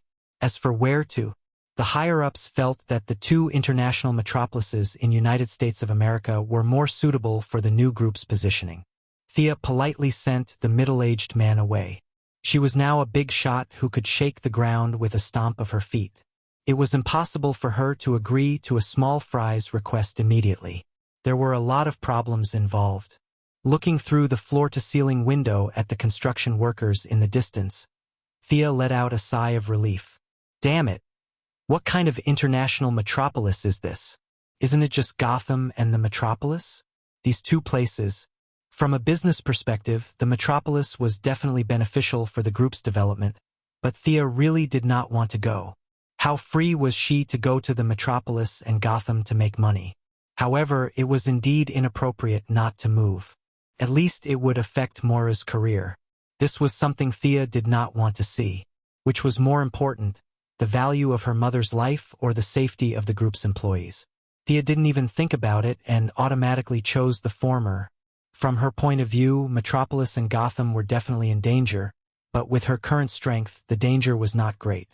The speed of the yellow light ring was the fastest among all the lights. If even Thea could not escape, then there were not many who could. He told his assistant to check if the corporation had any land in the Metropolis or Gotham. The new headquarters had to be built tall and big. Once the news spread, the government would know what he meant. They would also take care of him within the rules. Fortunately, the relocation of the headquarters could be delayed for a long time. In the short term, Star City was still Thea's headquarters. However, there was only one headquarters. Should he choose Metropolis or Gotham? Although Gotham was very familiar, Thea did not like the weather there. Although they did not stop the rain, the clouds accumulated too quickly. If they relaxed for a few days, the sky would be filled with dark clouds again. Although Thea could absorb sunlight and moonlight, she could not absorb sunlight that was blocked. If she stayed in Gotham for a long time, her speed of strengthening would be much slower. On the other hand, the Court of Owls was involved in all aspects of Gotham. Logically speaking, if she brought a large corporation there, it would definitely cause conflict. If the conflict was small, it would be easy to expose the fact that she secretly controlled the court. If the conflict was big, it would be too troublesome to fight with her own people. After considering all the factors, Thea gave up on Gotham and prepared to move to Metropolis. The government was very happy to hear that she was going to move to Metropolis. They did not know about Thea's concerns. From their point of view, they also hoped that Thea would go to Metropolis. Gotham was chaotic and disorderly. Wayne Enterprises was controlled layer by layer. The government was not afraid of Bruce Wayne doing anything big.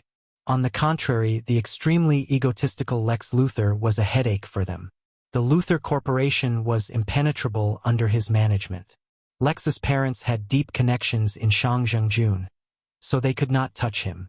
Lex Luthor had a genius mind, an arrogant personality, and huge financial resources. How could he not arouse fear? How could that be? Hearing that Thea was going to Metropolis, a few of the higher-ups were very happy. They instructed their subordinates to handle the merger of her new corporation as soon as possible. The government gave the green light. The work that would have taken at least 3 months was completed in a little more than a month. The Quinn Merlin Corporation's big name officially appeared on the stock exchange.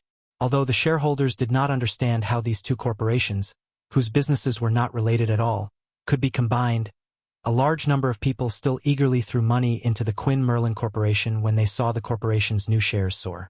Because of the government's influence, either overt or covert, Thea's personal value reached an all-time high. It even approached Bruce Wayne for a while. Many calm shareholders quickly figured out that something was wrong and sold a portion of their shares. However, Thea, who had invested a lot of money beforehand, still made hundreds of millions of dollars by buying low and selling high. If this large sum of money was placed in an indescribable country, it would definitely be invested in real estate. However, Thea took out a map and looked around, trying to find a city without a superhero. Unfortunately, she could not find it. If she bought a house in this world, she would just be waiting to be flattened by bad aliens. After pocketing the money, just as Thea thought that her days would continue like this, Amanda Waller of the Heaven's Eye Society personally came to visit. After getting in touch with the military, Thea was no longer as anxious about the Heaven's Eye Society as before. She knew that she was up to no good, but she could not kick her out. "Sister Amanda, you're looking for me? You see, I'm very busy now." Thea pointed at the documents on her desk. The new corporation had more than 10 presidents and vice presidents, but in the early stages of the merger, there were many things that she needed to make decisions on. These people could not help her. She did not even have time to go on a date with Diana last week. Instead, she called Diana to her office and closed the door to read the documents for the whole day. "There is something that I need your help with." Amanda lowered her attitude. She was no longer the kind of person who would come and go as she pleased. Thea was not someone who did not know what was good for her. Since she had received respect, she put down her pen and waited for her to continue. "I have a doctor named Joan Munn in archaeology. She's very capable. A month ago, she accidentally fell into an ancient cave while she was on an expedition in Peru. After we rescued her, several medical experts couldn't do anything about her condition. Her consciousness seems to be a little confused. I heard that you have some healing abilities. Can you help me take a look?" Chapter 306. Thea thought for a while. She had never heard of this name before. It was most likely a mental patient, so she did not pay much attention to it. She nodded and told them to contact her whenever they had time. 3 nights later, Thea arrived at the meeting place on time. Laura Michaels was the one who greeted her. Thea thought that Amanda had gone to Hong Kong to train Olivier again. "I haven't thanked you for saving me last time." The mature girl, Laura, greeted her with a smile. The 2 agents who had entered the base with them in Seaside City had died on the spot. The only reason Laura was still alive was because Thea had helped her out for the sake of an acquaintance. Thea immediately said that it was not worth mentioning. After all, it was a piece of cake for her. If she was stronger, the other 2 agents would not have left her in the lurch. The 2 walked into the hospital that belonged to the Heaven's Eye Society. Patients of all shapes and sizes walked past them from time to time. Some thought that they could fly, some thought that they were rocks and wanted to bang their heads against the wall. It was as if they had returned to Arkham. After passing through a few checkpoints and entering the underground facility, Thea saw the patient who needed her treatment. You think this person is mentally ill? The woman in front of her was petite. Her skin was pale, and her blood was bluish-purple. The woman was tied to the bed with a rope. Her body was twisted from time to time. Her eyes were rolled back, and white foam was coming out of her mouth. She looked like she was mentally ill. However, looking at her pale face and the sharp nails on her hands, she seemed to be cursed. Sister Lara, why does this patient have such long nails? Don't you cut them for her? Thea asked as she pointed at the woman's fingers that looked like chicken feet. Lara had been running around the world. It was her first time seeing this patient. She felt embarrassed and immediately asked the person in charge. The Heaven's Eye Society paid them so much, but this patient's nails were almost longer than her fingers. Was this how they lived? I'm innocent. Miss Lara, we hold her down and cut her nails every day, but she grows really fast. We can't do anything about it. If you don't believe us, we have video evidence. The person in charge was a fat woman who weighed more than 100 pounds. When she heard Lara's question, she kept saying that she was innocent. She swore to the heavens that she did not do anything wrong. It was the patient who grew fast. How can it grow so long if you cut it every day? Thea didn't say anything. Lara stared at the fat woman with an unfriendly expression. This woman seemed to have eaten a lot, and her face was oily. Where did the money come from? It must have been secretly embezzled. The fat woman's expression was very vivid, as if she had been greatly wronged. She patted her chest loudly and insisted that she had been cutting it every day recently. Lara laughed coldly. You've been cutting it every day recently because we gave you 3 days' notice. In order not to make a fool of herself in front of Thea, an outsider, Lila suppressed the anger in her heart and prepared to teach her a lesson later. Thea didn't care how much money they were greedy for. She just wanted to finish the mission as soon as possible. Do you have the patient's brain scan report? The fat woman stammered and couldn't say anything. Lila was completely furious. Are you kidding me? It's such a reasonable request, and you can't even afford to take a look at the film? Did you not take a picture at all? You reported that this woman was crazy, but you didn't treat her at all. Let me explain. The fat woman saw that Lila was about to explode. She immediately took out a stack of films from another drawer with a movement that didn't match her body shape. There seems to be a shadow in this patient's brain. Our detection equipment can't distinguish it at all. Lila pulled it over and took a closer look. The fat woman wasn't lying. Whether it was the angiogram or the CT scan of the head, they all showed an ink-like black shadow. Thea, take a look. Lila flipped through the films and handed them to Thea. Thea flipped through them and thought to herself, if the fat woman didn't sell the new equipment and bought an old one from an Indian hospital to make up the numbers. These images showed that there was something wrong with this woman. Even if the clown woman was crazy, she could still scan the brain's brain. This black shadow, was she still human? Since science couldn't be relied on, magic could only solve the problem. Although Thea consciously avoided using magic in her daily life, she still had to use it when necessary. She opened the Eye of Horus and scanned the patient's brain. The moment her eyes made contact with the black shadow, a large number of scattered memories followed her line of sight and entered Thea's mind. Sacrifices, blood, a large number of villagers who died of illness, mountains in the distance, and chaotic fragments of memory attacked Thea and made her take a step back. What is this? As if some kind of signal had been activated, Thea's spying ability of the Eye of Horus triggered the dissatisfaction of the monster in the woman's body. A mist of magic quickly spread around. Lila, who was still alert, immediately took out her pistol and asked in a stern voice. The fat woman was a little slower than her. Ghost! The fat woman screamed and hid under the bed in fear. Unfortunately, she usually ate too well, so her whole body was short and round. Her head and upper body could barely fit in, but her huge butt was still exposed, making people have the urge to kick it. As the monster's magic spread, the lights in the entire underground area went out. Several armed guards outside the door quickly rushed in. As for whether they were here to protect Lila or the fat woman, no one knew. Charming witch? What kind of name is this? It took Thea some time to process these memories.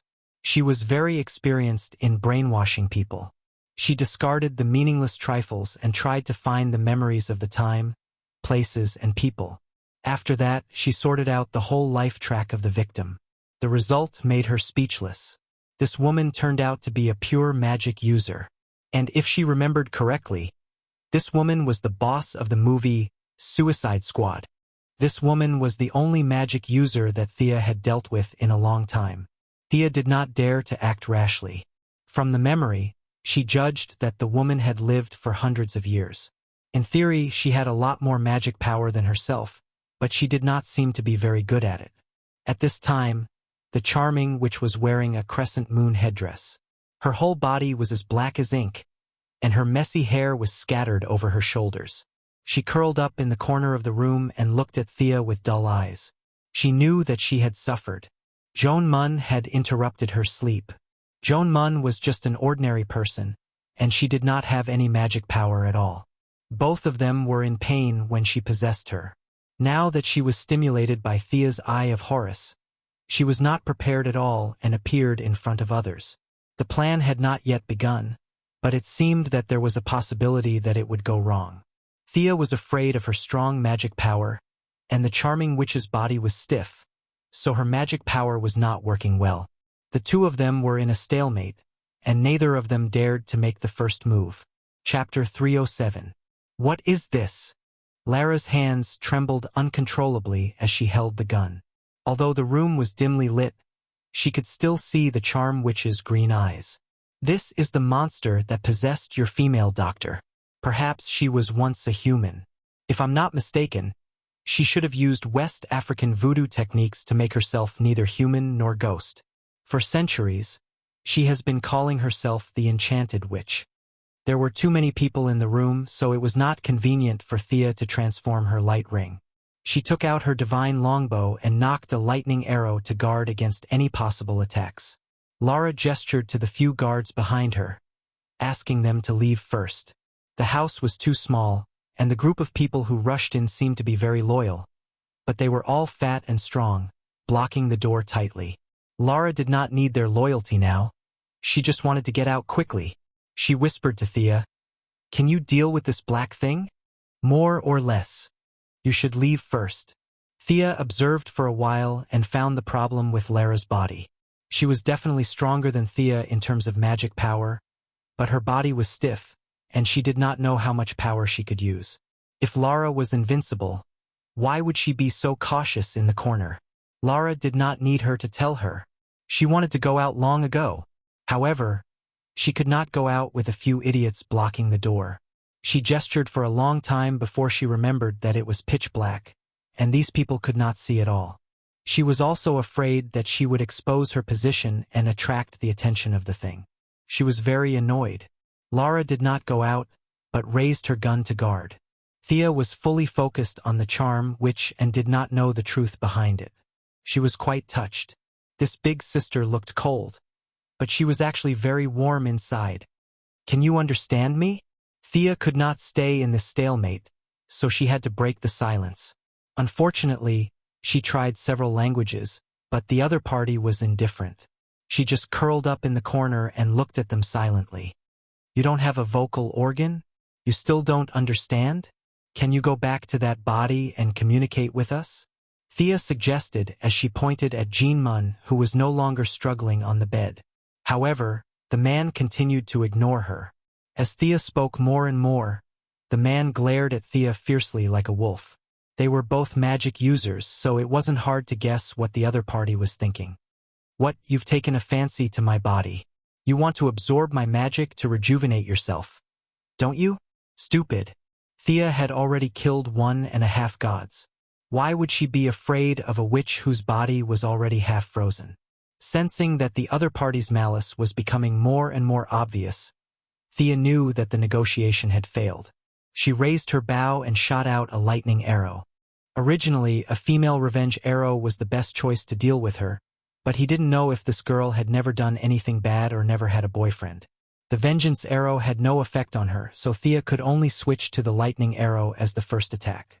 The regular lightning arrow didn't have the ability to travel through time and space, but as a divine arrow personally made by Zeus for Thea, its power was far beyond ordinary magic.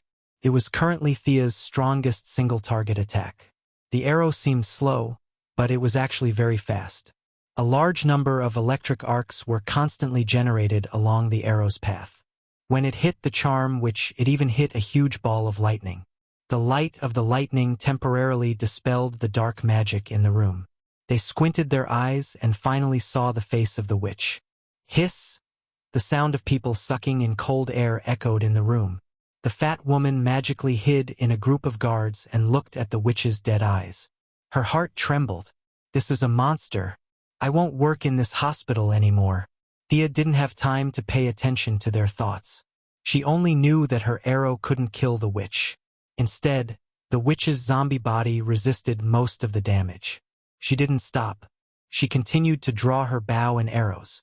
Fire arrows rained down on the witch's head. Depressing. Thea was a little unhappy. She was also good at dark magic and mind control magic. Their skills even overlapped to some extent. If there were no outsiders, it wouldn't matter. However, there were a lot of onlookers. If she fought with the witch head-on, her heroic image would be damaged. The only thing she could do now was to rely on the magic arrows of the divine longbow to quickly deplete the witch's magic power. Under Sia's torrential rain of bullets, the few ordinary people in the room regained some of their vision. What else could they say? They ran for their lives. Some of the mentally weaker ones threw away their guns and ran while shouting, "There's a monster! Run!" The whole underground facility was in chaos. The panic quickly spread to the buildings above. "I'll go up and stabilize the situation. Reinforcements will be here soon." Layla finally found a good excuse and ran out after telling Thea. Thea nodded. She didn't expect her small pistol to do much damage anyway. Without her, it was more convenient for her to use her skills. Seeing Layla disappear into the elevator, Thea finally played her trump card. Clone. Her clone was telepathically connected with her and began to cast spells with her. All kinds of debuffs were applied to the witch and buffs were applied to Thea. After putting on the yellow light ring and conjuring chains to bind the charming witch, Sia didn't stop shooting arrows at all, one after another. By the time she shot her 11th arrow, the enchanted witch's body began to expand rapidly. She summoned a large amount of magic power and broke free from the chains. She had no choice but to resist. Although she had a strong body and 100 points of fire damage could only deal 30 points of damage to her, there were too many of them. Especially when Thea's clone was so agile. It was 2 against 1. You're too shameless. She suppressed the greed in her heart and began to fight back. The witch had an extremely rare teleportation ability.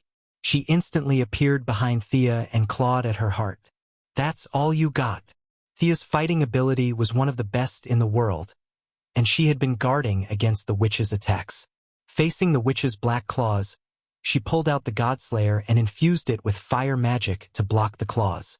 She then turned around and slashed at the witch's neck. Whoosh!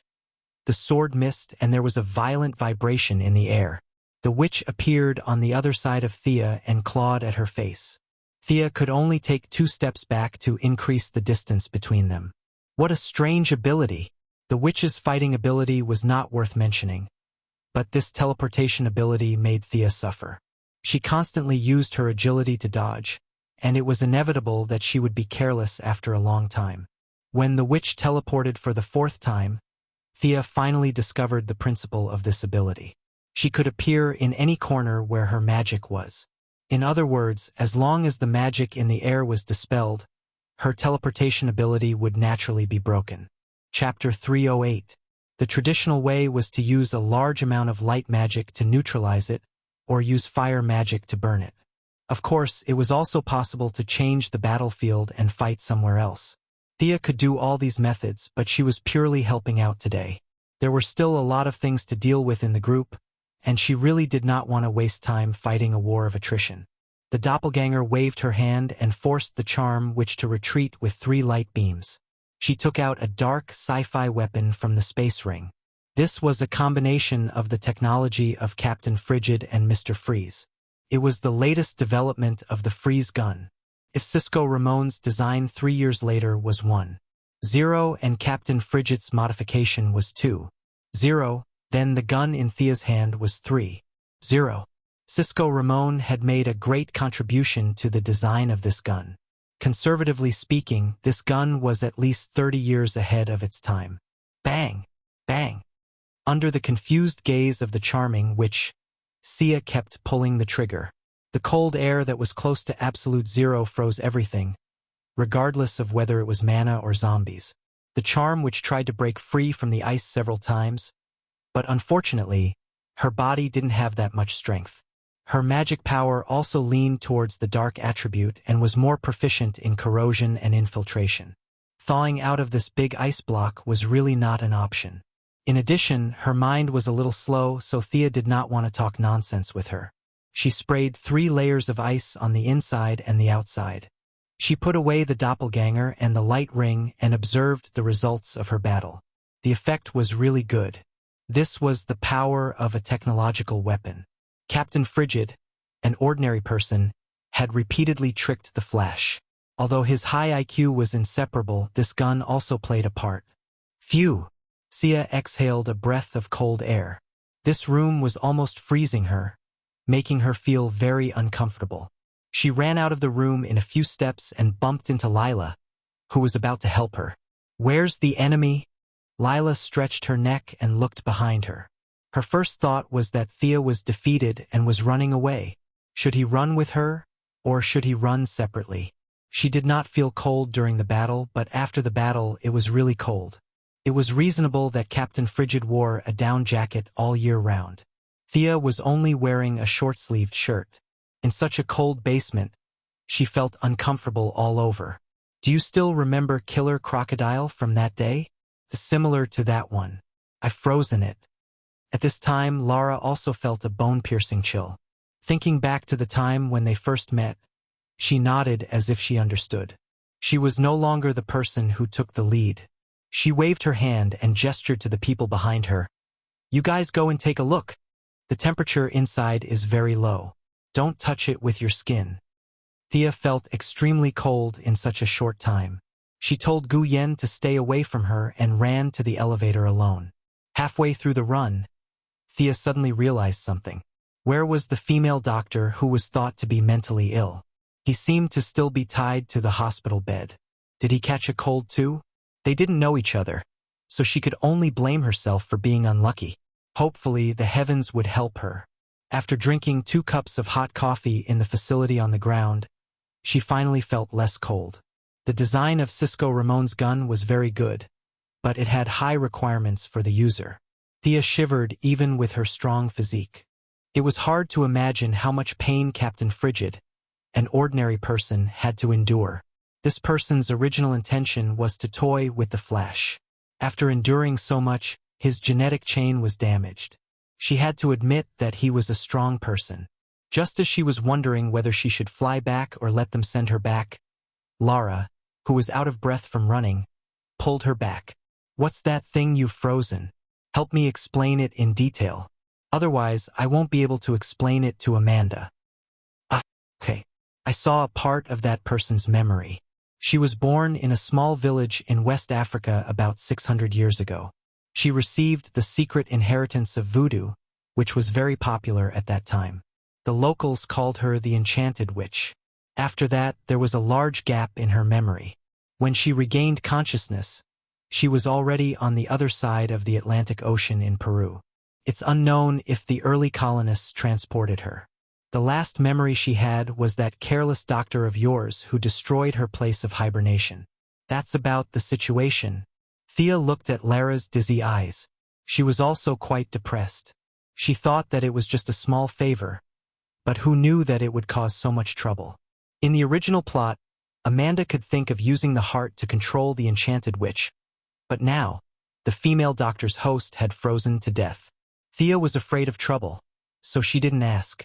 She didn't know and didn't care whether the plot would follow the same direction as the plot. She reached out to greet Lara, leaving her to ponder on how to write the report. Thea didn't wait for them to pick her up and directly flew back to Star City.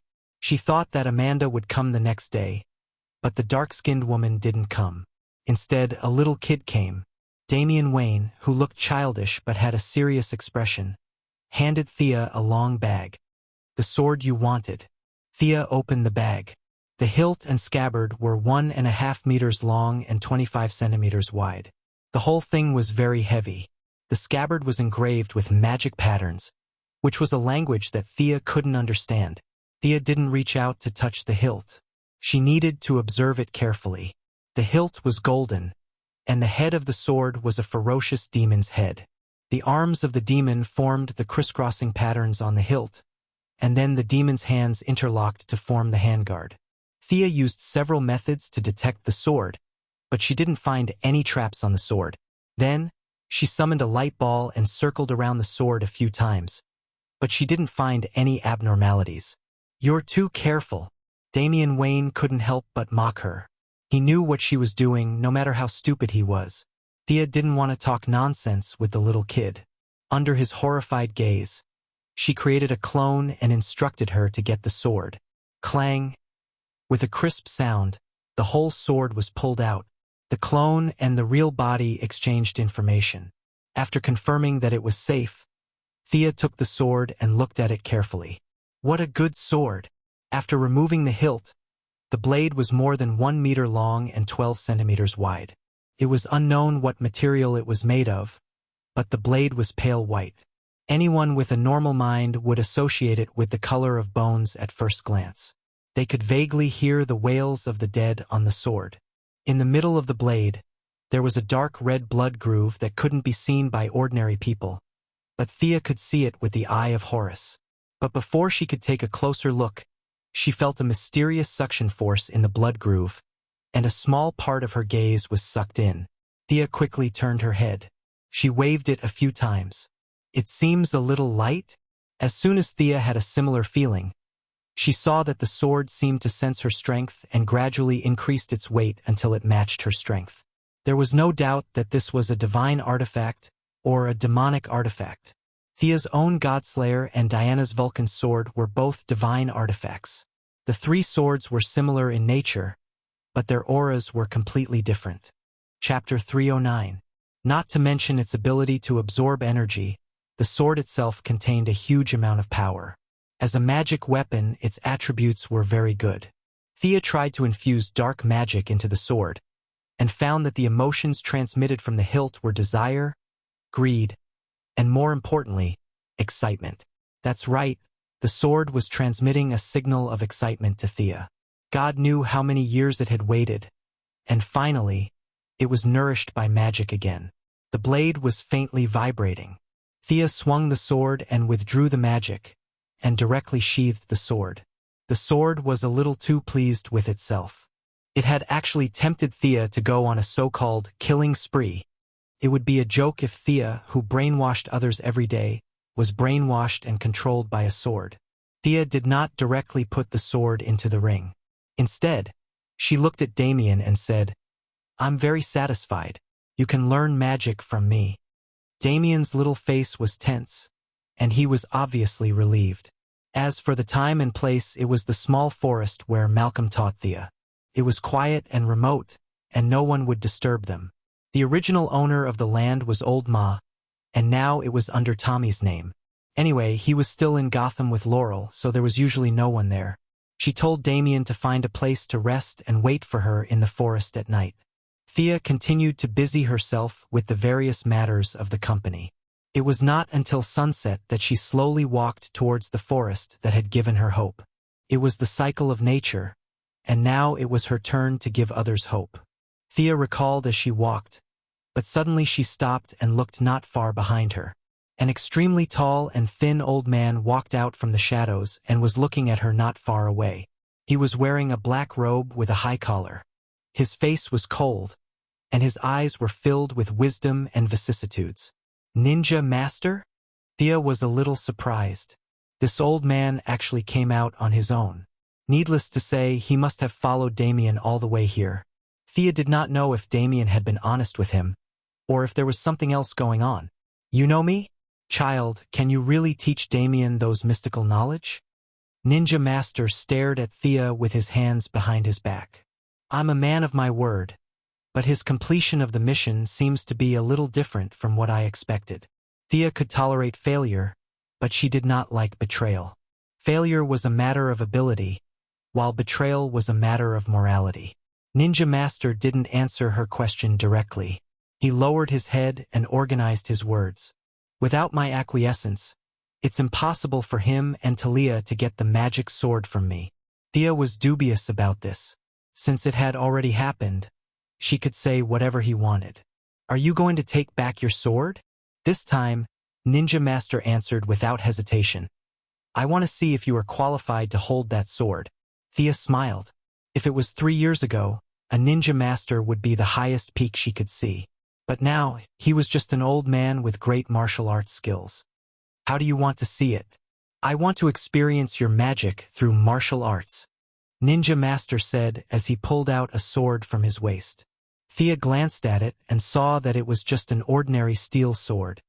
As you wish. Thea could feel that Ninja Master didn't have any intention to kill her. This old man was very open, or rather, he didn't need to hide his actions with lies anymore. Thea didn't use the ring of light or the divine bow. She raised her hand and threw an oil spell at his feet. Ninja Master's expression was calm. A sleeve arrow with an iron chain popped out from his left wrist and stuck on a tree trunk by the roadside. Ninja Master jumped up, stomped on the tree trunk with his feet, and took a small turn to attack Thea. TSK, Batman was indeed from the same lineage as him. Thea's hands drew a beautiful curve, drawing 2 inscriptions in the air. She opened her 5 fingers, and a small ball of white material flew out and expanded with the wind. By the time the white material reached Ninja Master, it had already turned into a large net, covering the sky and the earth. Amazing! Ninja Master could only use the same trick again. He dodged the net again and threw a dart in the air. Thea didn't move. She pointed at the center of the dart with her left hand and changed the direction of the dart with her finger. She picked up the dart with her right hand, infused it with her fire magic, and threw it in the opposite direction. Here you go. The Alliance's hidden weapon technique. Ninja Master looked at the red ball and didn't dare to take it directly. He quickly ran to the side and dodged. Boom! The fire magic made close contact with the tree and caused an explosion on the spot like a grenade. Ninja Master saw that Thea didn't move at all and was casting spells with all her strength. He knew that he underestimated this woman. He took out something from the cloth bag at his waist and threw it to the ground. Thea looked at him surrounded by smoke and was a little speechless. This old man was an enhanced version of Batman without high-tech weapons. Originally, he could only slightly change the magic circuit of a half-cast spell and turn it into another spell. Old man, you have to be careful. Watch out for my shadow leopard. She summoned a creature from the shadow realm. The leopard's green eyes looked back and forth in the smoke. Soon, it turned into a gust of wind and silently ran into the smoke. But in less than 10 seconds, the shadow leopard was directly hit. Although its body was light in the air, the fierce light in its eyes dissipated a lot. Young woman, you underestimated me. Just as Thea was thinking about what spell to use, Ninja Master came out from behind her diagonally. The two were less than 5 meters apart. Thea drew the Godslayer and blocked the opponent's slash. At the same time, she threw a punch. You underestimated me too. Ninja Master finally found this golden opportunity. How could he be willing to open up the distance between them again? The blade changed from a vertical slash to a horizontal one. At the same time, his left hand and Thea's fist collided. With a muffled bang, the two of them took half a step back at the same time. They were a little surprised. Although Thea was far inferior to Diana, the transformation of the divine power was all around. She used almost 70% of her strength in this punch, but she did not expect that the opponent's physical fitness was not bad. The punch was actually a draw. Demonized body? The only thing comparable to the transformation of the divine power was to demonize oneself. Considering Ninja Master's life experience, this was the most reasonable explanation. Thea did not use her full strength. In fact, Ninja Master was cautious all year round and also did not use his full strength. Seeing that his punch, which was far superior to ordinary people, did not take Thea down, his attitude became more serious. At this time, the Shadow Leopard rejoined the battle, 2 against 1 with Thea to deal with Ninja Master. Rope technique.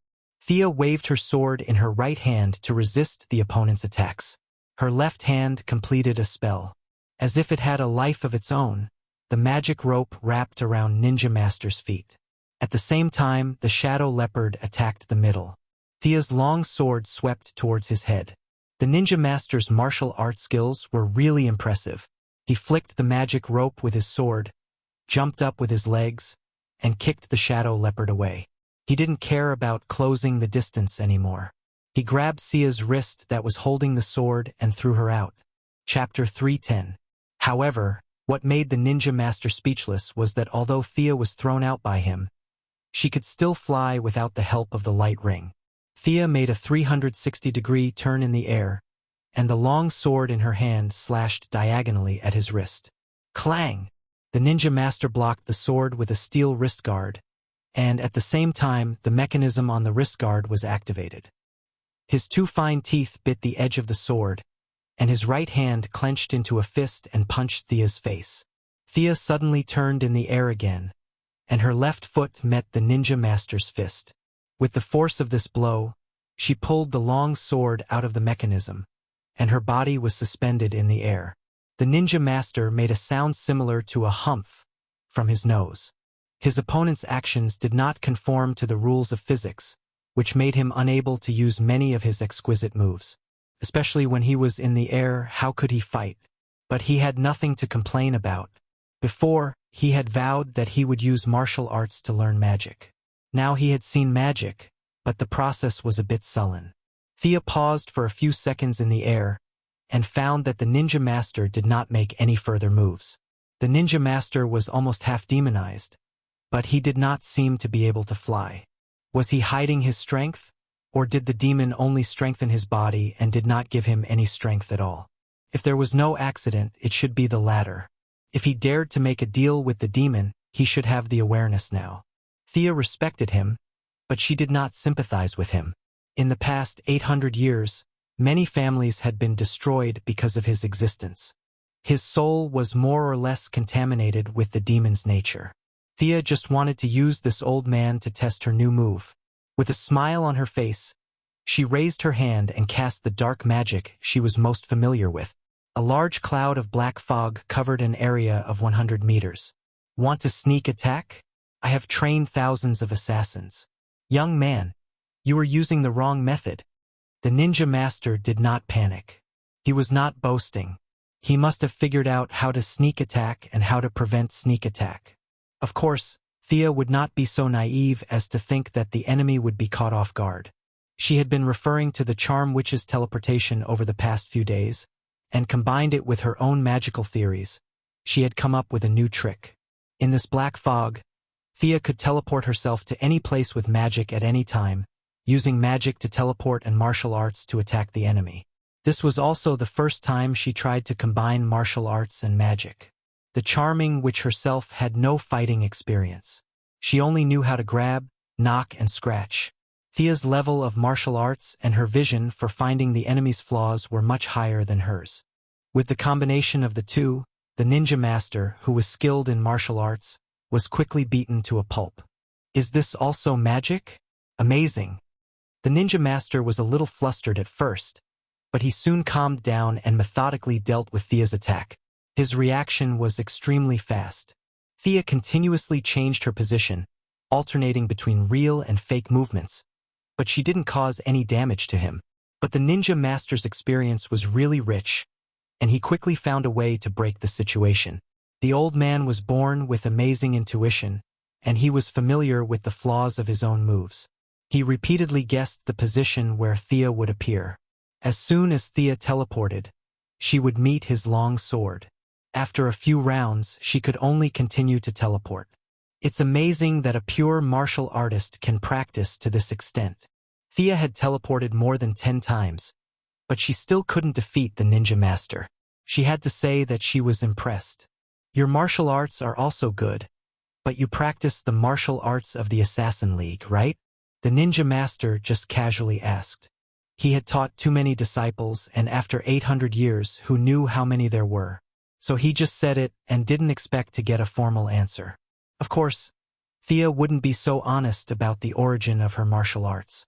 The two sides exchanged a few more moves. Thea felt that her move still needed to be improved.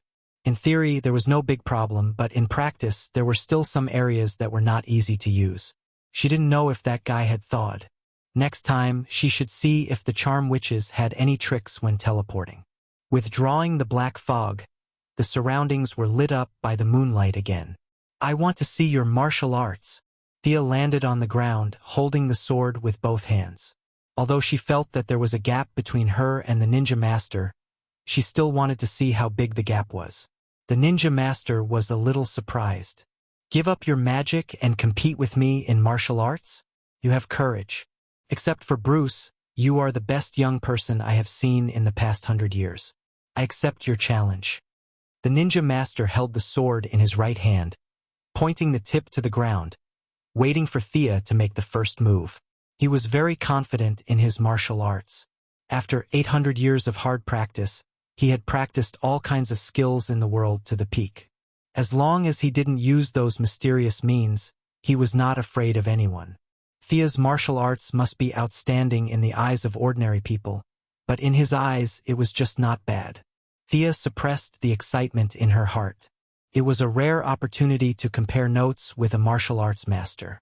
She was eager to know the level of her martial arts that she had practiced for several years. She didn't want to win. After all, she had only practiced for a few years.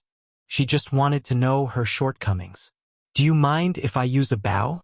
Thea put away the Godslayer and took out the divine longbow. She felt that it was unfair to win, so she changed to a normal bow and prepared to use her archery skills. Sure.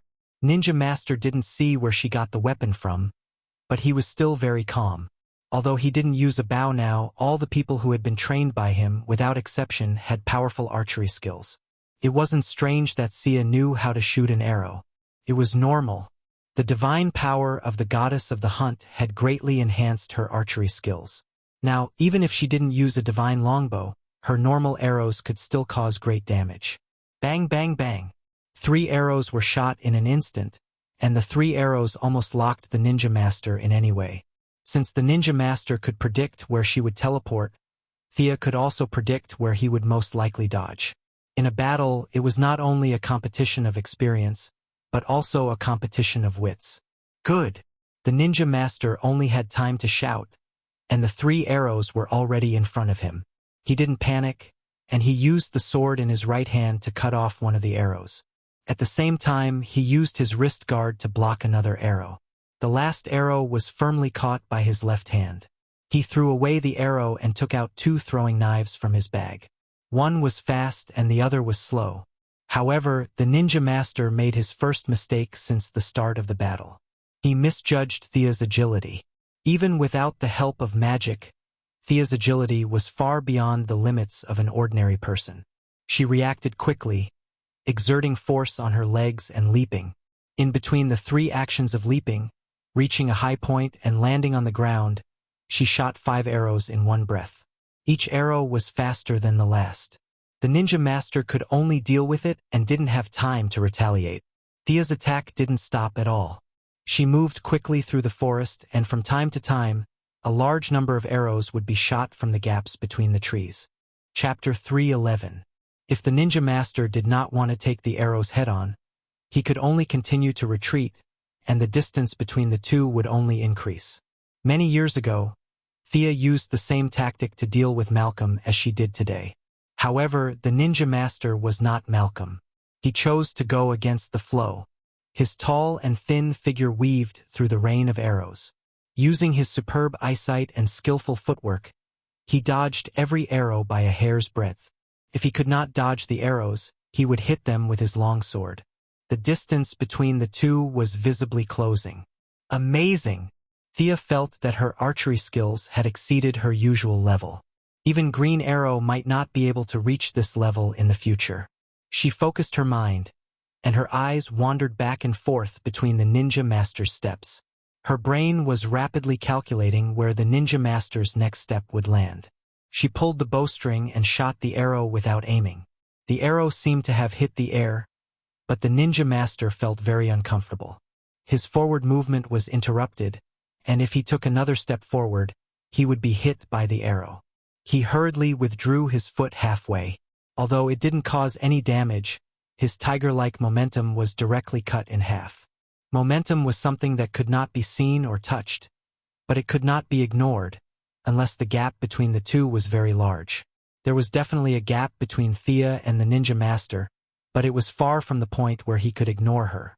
Limited by the nature of the world, the ninja master had spent hundreds of years honing his skills, making his martial arts more skillful and natural. It was impossible to rely on the accumulation of time to practice any amazing martial arts. Thea took advantage of this and constantly looked for the ninja master's footsteps. After 3 arrows, the ninja master's momentum was completely gone. However, this person was really good. He changed his thunderous attack into the pressure of Mount Tai, slowed down his footsteps, and tried to build a new momentum, steadily pushing towards Thea. This old man had a perfect grasp of momentum. He had combined psychology and martial arts very well. Coupled with his confidence that had been cultivated for hundreds of years, anyone who faced his first attack would be scared before the fight even started. Thea knew that she couldn't let him continue to build up momentum. Otherwise, she might not be able to withstand the opponent's full-force attack with her martial arts. Thea threw away the bow and took out an ordinary steel longsword. She automatically ignored everything around her. There was only this tall and thin old man in front of her. Thea quickly rushed towards him. After closing the distance, Thea did not hesitate at all and directly slashed down with her sword. The ninja master had no choice but to stop his charge and use his long sword to block the attack. He had never been afraid of close combat. He turned his sword in a half circle and changed from a block to a stab, aiming directly at Thea's face. Thea could naturally predict his change of moves. She somersaulted in the air, kicked his wrist away, and stabbed the sword in her hand towards his lower abdomen. This time, it was different from Thea's previous sneak attack. The two of them were fighting with real martial arts, and their moves were very fast. Thea consecutively switched between 3 different sword styles, while Ninja Master's sword style was probably self-created. It was heavy, steady, and had a taste of the battlefield. "Young man, your swordsmanship is not bad, but it still can't compare to mine."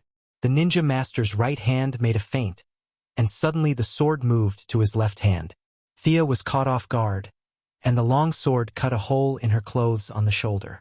Although the two of them did not mention the fight, they both knew that it was more of an exchange of pointers. It was impossible for this kind of ordinary steel sword to hurt Thea, but the fact that her clothes were cut still indicated a lot of things. If it was not for the transformation of divine power, she would have been injured by this sword. Left-handed sword? Thea was a little surprised when she saw it, but that was all. Modern society was not like ancient times where warriors fought every day. There were too many ways to attack. Would it be okay to hold a pistol in the left hand? For Thea herself, casting spells with her left hand was more important. She had never practiced using a sword with her left hand, so it was not very useful. But in order to continue the exchange of pointers with this old man, Thea had to be careful of his unpredictable swordsmanship. If she was hit 17 or 18 times, she would not be injured, but it would be embarrassing. She took out a small round shield from the space ring and held it in her left hand. That's right. This was a 100% modern replica of Diana's shield. When the two of them were together, they didn't do it every day. Occasionally, they would exchange martial arts skills. This sword and shield combination was Diana's best martial arts skill. A shield. The ninja master's eyes lit up instantly. He was active in the late period of cold weapons and in the early period of matchlock guns. Antiques like shields had long been retired from the list of weapons. Now that he saw Thea take out such a simple round shield, his curiosity instantly emerged. He calmly slowed down his attack, wanting to see what was so ingenious about her combination of sword and shield. Thea was influenced by Diana. At first, she just casually learned a few moves for fun, but her fighting skills were there for all to see. In addition, when the ninja master deliberately stepped back, she still danced vigorously.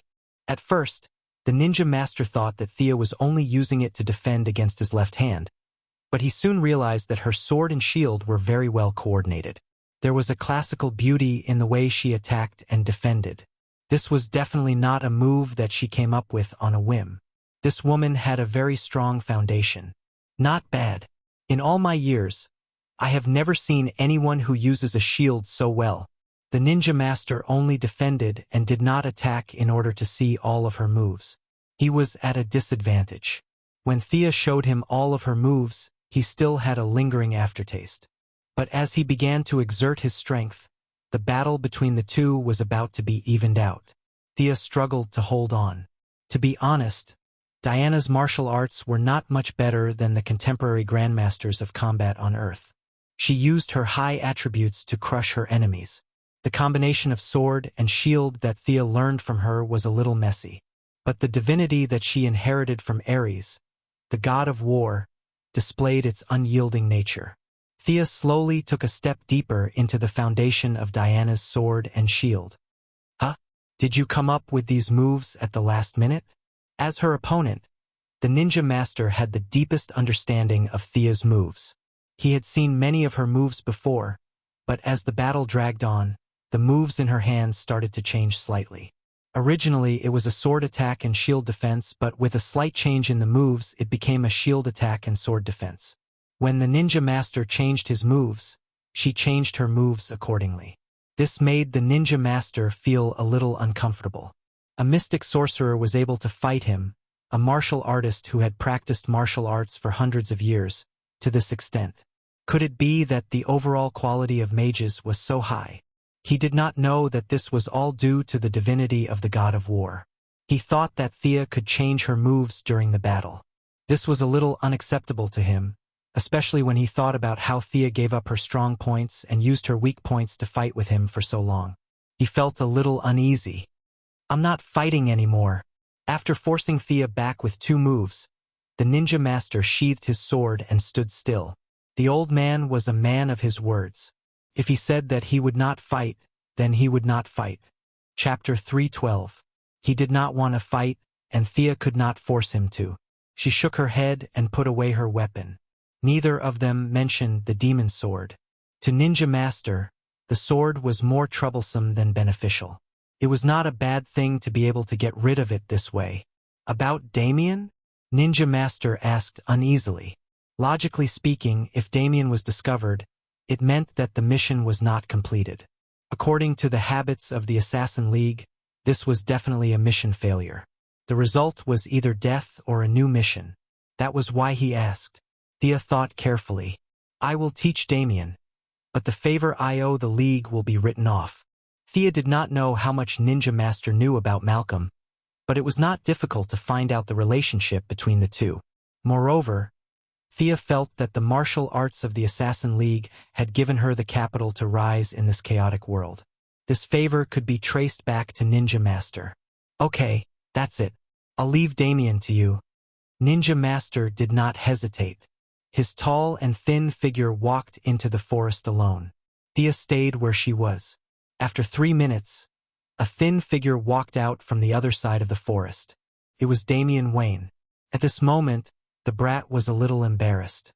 I didn't know he would follow me. Thea looked at him coldly. I expected too much of you. The one thing Damian could not stand in his life was being told that he was not good enough. When he heard Thea's words, he wanted to refute, but in the end, he lowered his head. Little brat, quite stubborn. Thea observed his reaction from the corner of her eyes. To deal with this kind of brat, you have to treat him badly.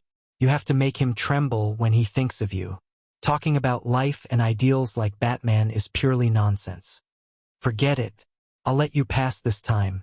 Your grandfather is still quite good to you. Thea sighed a little. The Ninja Master's preference for boys over girls was especially obvious in this aspect. If Damien was a girl, he probably wouldn't even look at him. Grandfather's health? Damien wanted to say something, but he didn't know what to say. Thea slapped him on the forehead. felt good. Your grandfather is in good health. If you don't learn magic, he'll still be alive after you die. Damien didn't understand the problem involved. Didn't the ninja master know that he was asking a tiger for its skin? Thea felt that even if he didn't know at first, he should have known after so many years. However, it was easy for him to get on the boat, but difficult for him to get off the boat. The demonization was eroding his body and soul. The two of them were not relatives, so Thea didn't want to stand up for him. The power of the three-palace demon was not something that anyone could easily touch. He led Damien into the forest and instructed him to sit cross-legged. Ninja Master must have plundered a lot of magic books over the years, but no matter which one of you read them, you won't be able to learn anything, right? Thea also sat on the ground and looked at the nervous Damien. Yes, grandfather spent a lot of effort on this. We call this initial process the bloodline awakening. First of all, you don't have the method. Second, there is no one with magic power to preside over it. Last but not least, you don't have much magic power bloodline. Speaking of this, Thea was a little sad. The soul awakening cup that the swamp monster gave her was definitely a semi-divine artifact. That tattered picture scroll had also replaced the source of magic transformation to a certain extent. With all kinds of opportunities, Thea was able to achieve what she had today. How is your condition? If the bloodline awakening ceremony starts, it will consume a lot of your blood. If you faint, I can't guarantee that it will succeed. Sia asked casually. The entry requirements for this path of magic were too harsh. Some things had to be made clear. At least Damien had her guidance. His conditions were much better than when she was a blind cat that had hit a dead mouse. Damien answered quickly and firmly. I can do it. Even if I die, I won't faint. Even if it's intense pain, you can't faint. Can you do it? I can. You've lost 1/5 of your blood. Can you stay awake? I can. Okay, then I'll take a break first. Fighting with your grandfather for half a day was exhausting. Thea jumped onto a nearby tree after saying that. Damien was still boiling with excitement. He suddenly felt a little dizzy after being hit by her. In his panic, he wanted to say something, but he almost bit his tongue. Thea naturally wouldn't be so bored as to play with a child. She was indeed a little tired. Drawing a magic formation required a lot of mental and physical effort. She decided to leave it to her clone. A pure black shadow walked out of her body. Soon, the shadow's appearance and body became the same as hers. The clone glanced at her in annoyance, then lowered its head and started drawing this extraordinarily complicated magic formation. Damien looked up at Thea on the tree, then turned to look at the clone drawing the magic formation. Previously, he had only seen Thea's clone ability in a hurry once in her office. It was far from being in such close proximity. The naughty child's mouth was wide open. He had forgotten what he wanted to say just now. The magic formation for the spirit awakening bloodline was troublesome and complicated. It only had one purpose.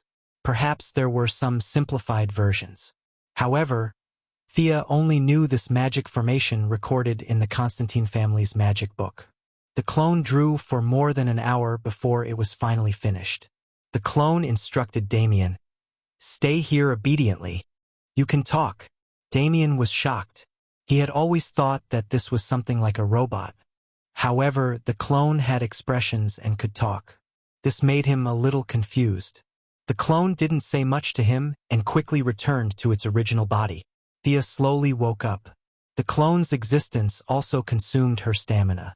However, in the night, her recovery speed was greatly increased. With the addition and subtraction, her stamina recovered quite a bit. She walked around the magic formation and checked it again. Then, she took out the magic book and compared it with it. There were no mistakes. With her presiding over it, there was no need for any ancestor's test. The magic power for Damien's first awakening was provided by her, so it was relatively safer. She reached out and pointed at Damien. Magic restrained his movements and brought him to the center of the magic formation. I'm starting. Thea casually set up a soundproof barrier. If someone passed by and heard him shouting and thought that she was abusing a child, that would be ridiculous. Damien didn't care whether she could see him or not. He clenched his fists and nodded heavily. This magic was very simple. Many of the syllables could only be uttered by curling the tongue. Thea's expression was unusually serious.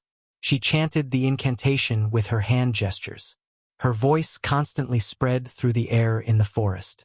Before the old echoes disappeared, new sounds rang out again. Under the rise and fall, some kind of resonance was formed. The forest was filled with an indescribable rhythm. Fortunately, this was not a battle. If one spirit was tired, they could rest for a while. Thea rested for a total of 3 times before she finally completed the magic. She pointed her finger at a certain spot in the magic formation. The whole magic formation seemed to have activated some kind of mechanism and gradually lit up. Chapter 313. Damien originally wanted to act calm and let this woman see his manliness, but he underestimated the power of this spell and overestimated the limits of his 6-year-old body. There seemed to be something wriggling in his blood vessels, itching terribly. It felt like there was a sharp knife squeezing between his bones and skin, bringing him severe pain. 2 extreme feelings were constantly attacking his central nervous system. He only held on for less than a minute before he saw double, and there was a roar in his ears. He had received some basic training in the Assassin League, so he knew that there was nothing in front of him, and there was no loud noise in his ears. This was all because his brain could not process too much information in a short period of time, causing visual and auditory difficulties. He closed his eyes and tried to block out the noise around him, recalling the method taught by the ninja master, and tried to concentrate on what was in front of him. "Call me if you can't hold on." Damien closed his eyes and vaguely heard Thea's voice. Afraid that he was hallucinating, he opened one eye and saw that Thea was quickly flipping through a thick book with a black cover. As if feeling his gaze, Thea waved her hand. "This girl, has she never done this before? The so-called bloodline activation, she has never tried it on anyone, right? Is she using me as a test subject?" Damien looked at Thea's serious expression and could not help but have a similar guess. Of course, it was Thea's first time casting this spell. After all, it was hard to find a person with a bloodline in modern society. Damien's talent could be said to be barely enough. If someone helped him, he would be able to enter the door. If no one helped him, he would be old enough to be a warrior. His talent was not as good, and the effect of the magic circle drawn by Thea was too strong. The combination of the two made Damien, who had a strong will, unable to hold on for more than a minute. Seeing that Damien was still clenching his teeth, Thea was afraid that something would happen to him, so she followed the method in the book and weakened the magic output of the magic circle. Phew! Damien let out a long breath. The numbness and itchiness disappeared, leaving only a piercing pain.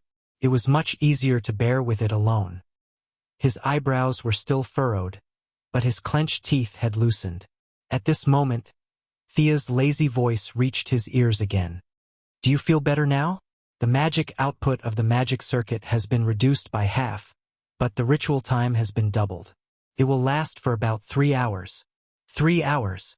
Damien, who was trying his best to endure the pain with his eyes closed, nearly jumped up.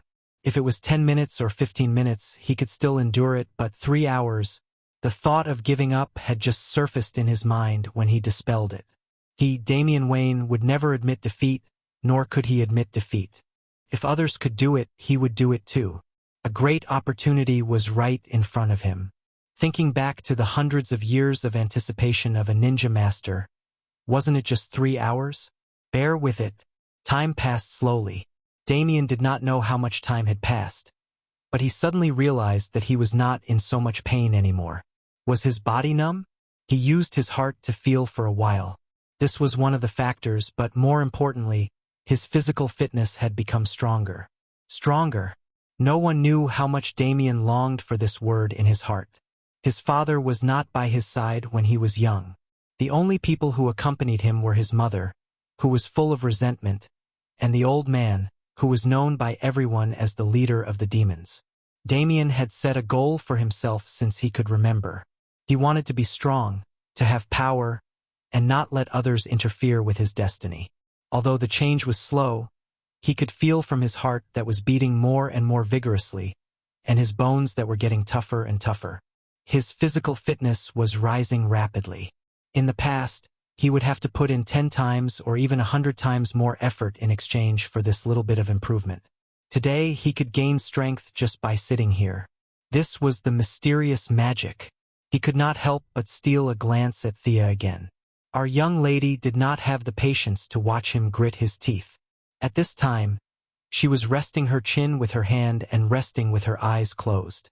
Damien swallowed the words that were about to come out of his mouth.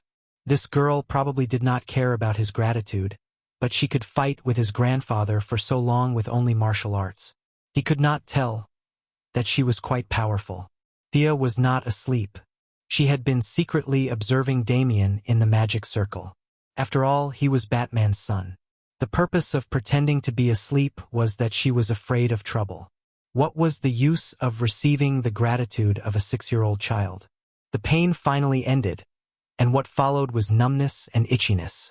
Damien, whose physical fitness had improved a lot, had already expected this. He did not panic and endured it. It was as if there were thousands of insects crawling in his blood vessels. That kind of soreness was not something that ordinary people could endure. Damien hoped that the pain just now could come back to replace the numbness and itchiness. Unfortunately, he also knew that this was a necessary process. In order to become stronger, he had to continue to endure it. After some time, he finally heard Thea say, "Rest for a while and prepare for the next stage." Her voice was like the sound of nature.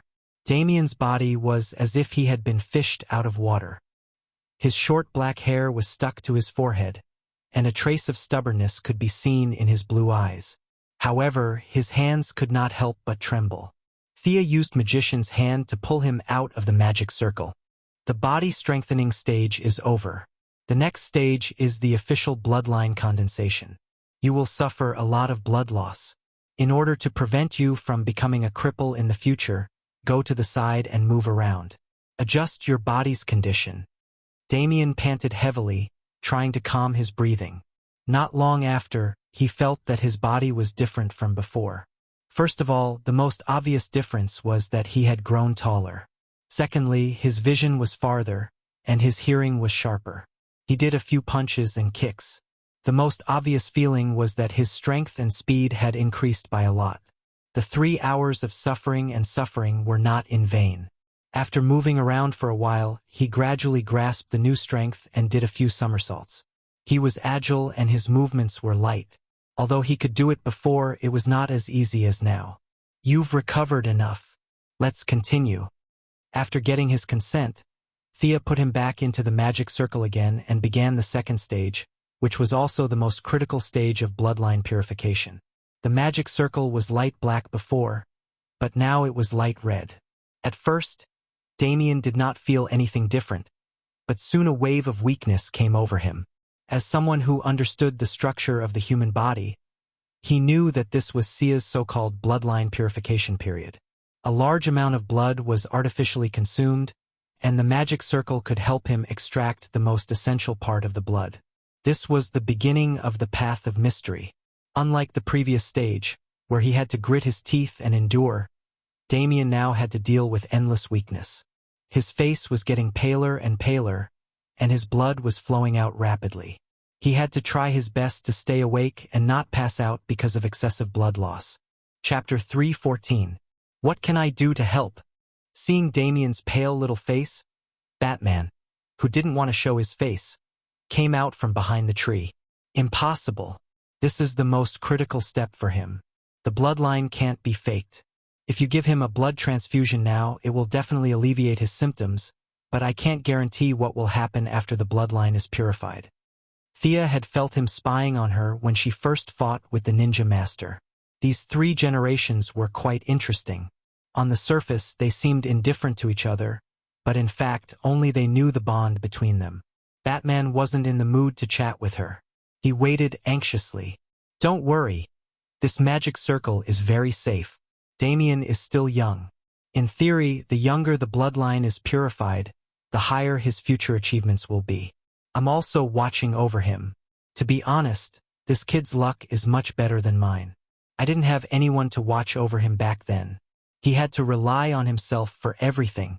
Your son is already very lucky, Thea said, half comforting and half reminding. Sure enough, Batman's face looked a lot better when he heard that Damien's future achievements would be higher. Although he was against supernatural forces, he neither supported nor opposed his son's path. As for Thea's so-called relying on oneself for everything, he could understand. Batman didn't know how much Thea had suffered in order to gain power, but it must have been very difficult and dangerous. Now that Damien had reached this step with almost no effort, it could be said that his identity had played a very important role. He really couldn't blame anyone for not seizing the opportunity in front of him. Batman stood silently to the side and watched the results. He looked like a parent waiting for his child to take an exam. The purification process was very fast. It was over in less than 10 minutes. The light of the magic circle dimmed. Damien looked at Thea with lifeless eyes. He didn't have the strength to speak, but the meaning in his eyes was very clear. Was it done? Thea scanned Damien's body with her psychic power. Damien's body was so weak that a gust of wind could blow him away, but he had taken the most important step in his life. He already had a faint trace of magic. Congratulations! The effect is good. Phew! Damien exhaled a mouthful of turbid air. Unable to hold on any longer, he fell to the ground and fainted. Seeing Batman's eager expression, Thea knew that she had nothing else to do. Take him home and have him rest. 3 days later, let him come here to find me to officially start learning. After returning to her residence, Thea took out the demon's sword. She ignored the malice coming from the sword and examined it carefully. It had to be said that the demon's smithing skills were slightly better than the gods. Perhaps it was because the original purpose of this sword was different. This sword was filled with madness, bloodthirst, savagery, and other emotions. Those with weak willpower would not be able to use this demonic sword. The divine sword, which had lower attributes than the demonic sword, could be used without restriction. From this point of view, it was not easy to judge which one was better. Thea didn't care about exploring the depths of human nature with her magic sword and divine sword. In a way, she was very similar to Damien. She only wanted to obtain power. She took out the Isis talisman that the dark-skinned woman gave her that day, aimed at the damaged part of the talisman, and stabbed it with the sword. A large amount of pure magic power was transmitted into her body through the sword. Thea didn't absorb it directly, but transferred most of it into the unicorn tattoo. During the 2 trips back and forth, the sudden increase and decrease in magic power caused great damage to the unicorn tattoo. In order not to affect Thea's combat power, Arthas suffered the backlash of the huge drop in magic power alone. She hadn't recovered in the past 2 years. It wasn't until Thea had transmitted nearly 50% of her magic power that Arthas' voice came out intermittently. Her voice was no longer that of a young and beautiful girl, but more like a cute baby's voice. That's enough. You can absorb the rest. Thea began to use the magic power to improve herself. After several transformations by divine power, her body had already exceeded the range of bloodline purification. All the organs in her body had turned golden, and there was a trickle in her blood that was invisible to the naked eye. It was as if there was a light blue circulatory system in addition to the blood circulation. This light blue liquid was her magic power. Now, the magic power in the Isis talisman had injected new content into this small river. The color was gradually deepening, and the total amount was rapidly increasing. There seemed to be a glimmer in the river, which was a sign that the magic power was about to be filled. Thea stopped absorbing and pulled out her sword. She first observed the talisman. The surface of the talisman was even more broken. Although there was a possibility of error, the talisman could still let her absorb it 3 or 4 times. About 5 or 6 years of magic power. Thea casually cast a few spells. She was still very experienced in the sudden increase in magic power. She could adapt to the increase in magic power for 100 years. This time it was only 5 or 6 years, so it wouldn't affect her at all. The magic power of the talisman was really abundant. She believed that any mortal who put on the talisman could become a peerless mage. But whether this person would still be the same person after that, only God knew. For the first time, Most of the magic power was transferred to an unknown corner by the magic sword. Thea thought that most of it was absorbed by the demons. This was also within her expectations. She was even happy to see this. If that crazy woman Isis wanted to find trouble, she would first find the demons in the 3 palaces. Thinking about that scene, it was really beautiful. In the remaining small part, Thea gave a part to the unicorn, and the rest belonged to her. Even such a small part was equivalent to her 5 or 6 years of accumulation. She had to admit that the total amount of magic power in the talisman was really powerful. Thea nervously summoned the unicorn. The response was very fast, and the unicorn that she hadn't seen for a long time finally came to her side again. The tall horse of the past was gone, and the wings on its ribs were also gone. But it was not as big as the palm of her hand when she first summoned it. Now the unicorn was about the size of a 2-year-old colt if its horn was ignored. It was cuter when it was young. Thea laughed and played with the unicorn for a while. Then she sent it back to the space to rest. Next time, there was no need to fill its deficit. All the magic power was used to improve Thea's body. Even the unicorn could grow into an adult, and Thea could use the combination skill again. The strength of the ring was too idealistic. To be honest, Thea didn't like it. When it thought that it was strong, it was really strong. When its confidence was damaged, it would immediately wither. This was a bit unreliable for Thea, who seriously lacked a sense of security. What she needed was a practical and reliable power that could be controlled by herself. 3 days later, Thea waited for the unicorn to completely recover before she began the second absorption. The total amount of magic power she could store per unit of time also increased. This time, she had absorbed about 10 years' worth of magic power. The color of the magic power had transitioned from light blue to light blue. All in all, Thea now had almost 30 years' worth of total mana. Even in the glorious era of magic, this level of mana would be considered average. At the very least, it would be reasonable for her to be called a certain mage, and no one would criticize her for it. Chapter 3:15. That evening, Thea arrived at the grove on time. Sure enough, Damien had been eagerly waiting for her for a long time. Today, I'll officially start teaching you. Thea paused. She had been busy for several days and really didn't think about what to teach Damien. She had never been a teacher, so she didn't even think about how to teach him. Is there anything in particular that you want to learn? Thea pondered. She would first ask clearly and teach him what he was most interested in. When you were fighting with grandfather that day, you moved left and right in a cloud of black fog. I really want to learn that move. Damien seemed to have thought about this problem and said hurriedly, "This brat has good taste. Is he also planning to walk the path of magic and martial arts?" Thea secretly thought, but this spell was indeed very suitable for him. It didn't have high magic requirements, but it had a much higher requirement for speed and reflexes.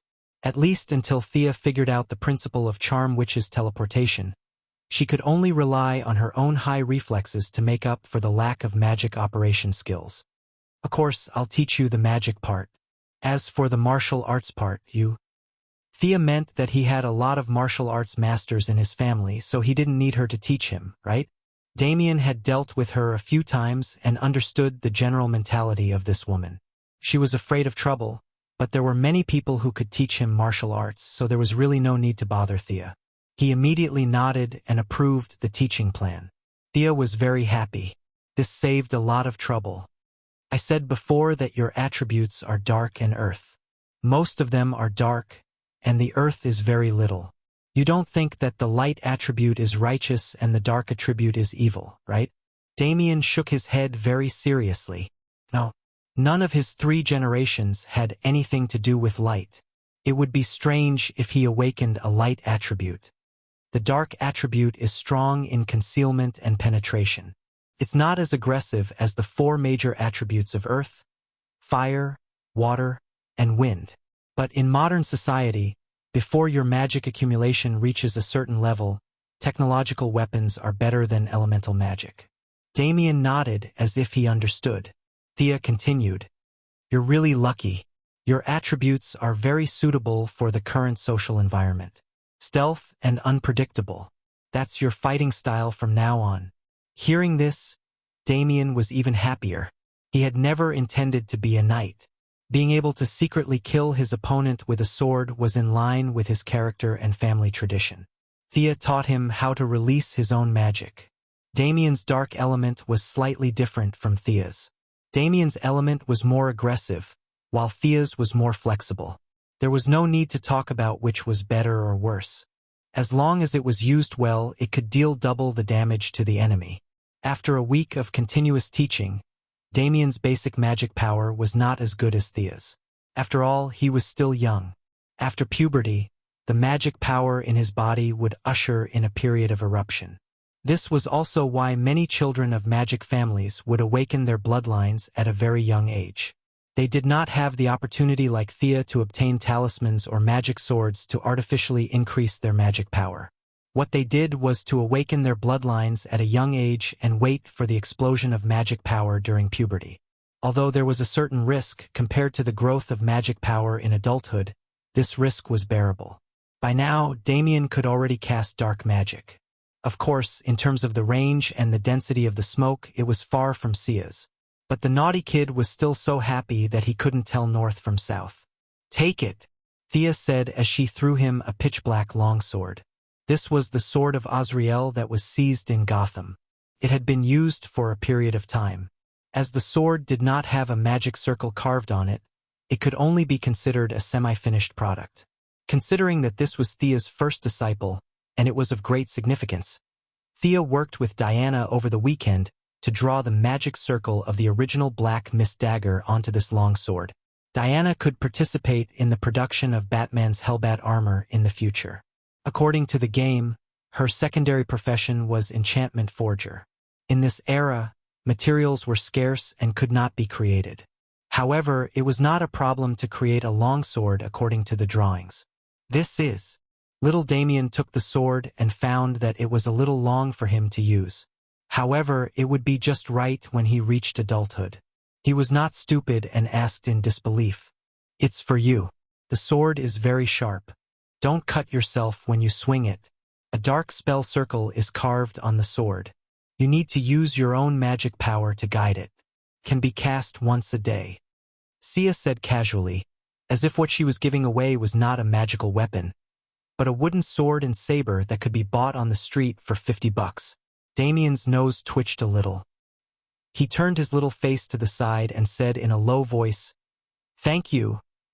Thea pretended not to hear. Both of them were not very good at expressing their feelings.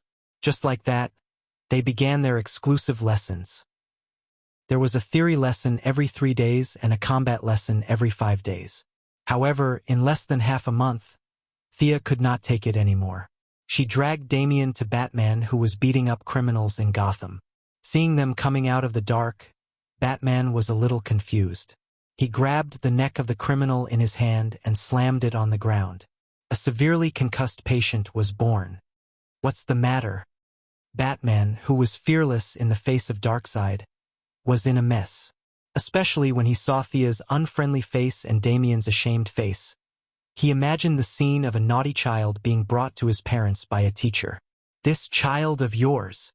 Thea spoke in the tone of a young female teacher who was annoyed by a naughty child.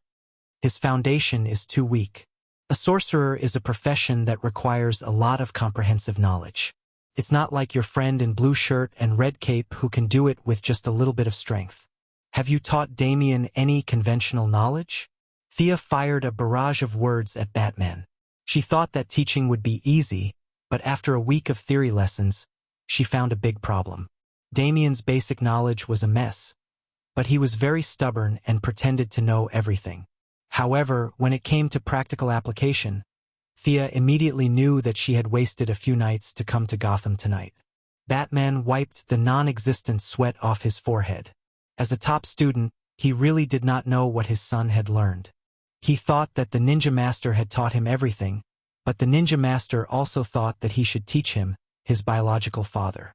The two knowledgeable experts had an illiterate child right under their noses. This made Batman feel a little embarrassed. "I will work hard to learn." Damian felt that he was losing confidence as he spoke. He secretly glanced at Thea and Batman before lowering his head. This book. Let him know all the words. Bruce, I'm not asking for much, right? Thea handed a thin book to Batman. Chapter 316. Batman did not even look at what was in his hand. When he heard that it was just basic literacy, he did not have the courage to refute. He was extremely ashamed and quickly nodded. No problem. No problem. Leave it to me. I don't expect Damien to have high overall qualities, but he still needs to master basic mathematics, common sense science, and Latin. My standards have been lowered again and again. I really don't want to make things difficult for you. Thea was still talking nonstop when Batman quickly interrupted her. Don't worry. I'll work hard to teach him these few days. I'll definitely teach him. I promise. Only when Thea flew away did Batman breathe a sigh of relief. He took off his hood and his face was as black as the bottom of a pot. After hesitating for 3 seconds, he decided to let the criminals of Gotham have a few more days of fun. He needed to go back and get a feel for his son's knowledge structure. After casually testing a few questions, he realized that it was no wonder Thea was angry. This child's foundation was not bad. He had no foundation at all. This was too much. Although Damien was not even 7 years old, Batman had already self-taught a lot of knowledge at this age. Damien looked very serious and smart, but he was actually completely illiterate. The knowledgeable Batman could not stand it. He ordered his butler, Fu, to prepare supper. He would not sleep tonight. He had to let this child master the basics first. Thea's request to master the basics of reading and writing, as well as knowing addition, subtraction, multiplication, and division. How could the son of the great Bruce Wayne know addition and subtraction within 10? He could not afford to embarrass himself. He rummaged through the cabinets and found a textbook that was similar to a junior high school level. He instructed Damien that he had to understand it tonight or he could not sleep. Damien also inherited his desire to excel. Without hesitation, he picked up the book and started reading. Thea threw the task of eliminating illiteracy to Batman and returned to Star City alone. After a few days of continuous absorption, the talisman of Isis finally shattered and turned into ashes. However, its destruction was still valuable. Thea had absorbed more than 30 years' worth of pure magic from the talisman. Combined with her original magic, it was less than 50 years' worth of magic. There was still a gap between him and Horus back then, but he more or less had the ability to protect himself. During the weekend, he had another big battle with Diana. Although he was still no match for Diana in terms of overall strength, it was no longer that strenuous. The matter of Central City's cutting-edge laboratory was still in the planning stage. In the original storyline, after Jared awakened, he caused a ruckus in the laboratory and attracted Reverse Lightning's attention. In order to hide Jared's existence, Reverse Lightning parted ways with the military. This event was what Thea was currently looking forward to. She would lure Reverse Lightning away and divert the attention of the laboratory so that she could enter the secret room and obtain the source code of the artificial intelligence. While everything was proceeding in an orderly manner, Sia saw off a so-called famous architect in the reception room. Holding the drawing that the expert had left for her, she rubbed her temples. The land in the metropolis had already been bought. In terms of the design plan, several of his subordinates had unanimously recommended this new designer. It was said that this person had designed many landmark buildings. Does this look funny? Thea looked at the architectural drawing in her hand and was a little speechless. Is this logo encouraging everyone to recharge? The drawing on the drawing was extremely complicated. Thea was not Batman. She did not understand architecture and did not have that much knowledge. However, she could still see the shape of the building. The entire building would form a large Q letter on the ground, representing the surname Quinn. Originally, this was not a big deal. However, there was another building in the metropolis. The building was in the shape of an L, which was the headquarters of Lex Luthor's group. A Q and an L. It was no surprise that this would be the landmark building of the metropolis in the future. Thea did not want the Q to have another surname, Merlin, and the initial letter M. After all, this was not the headquarters of McDonald's. It was not appropriate to have an M.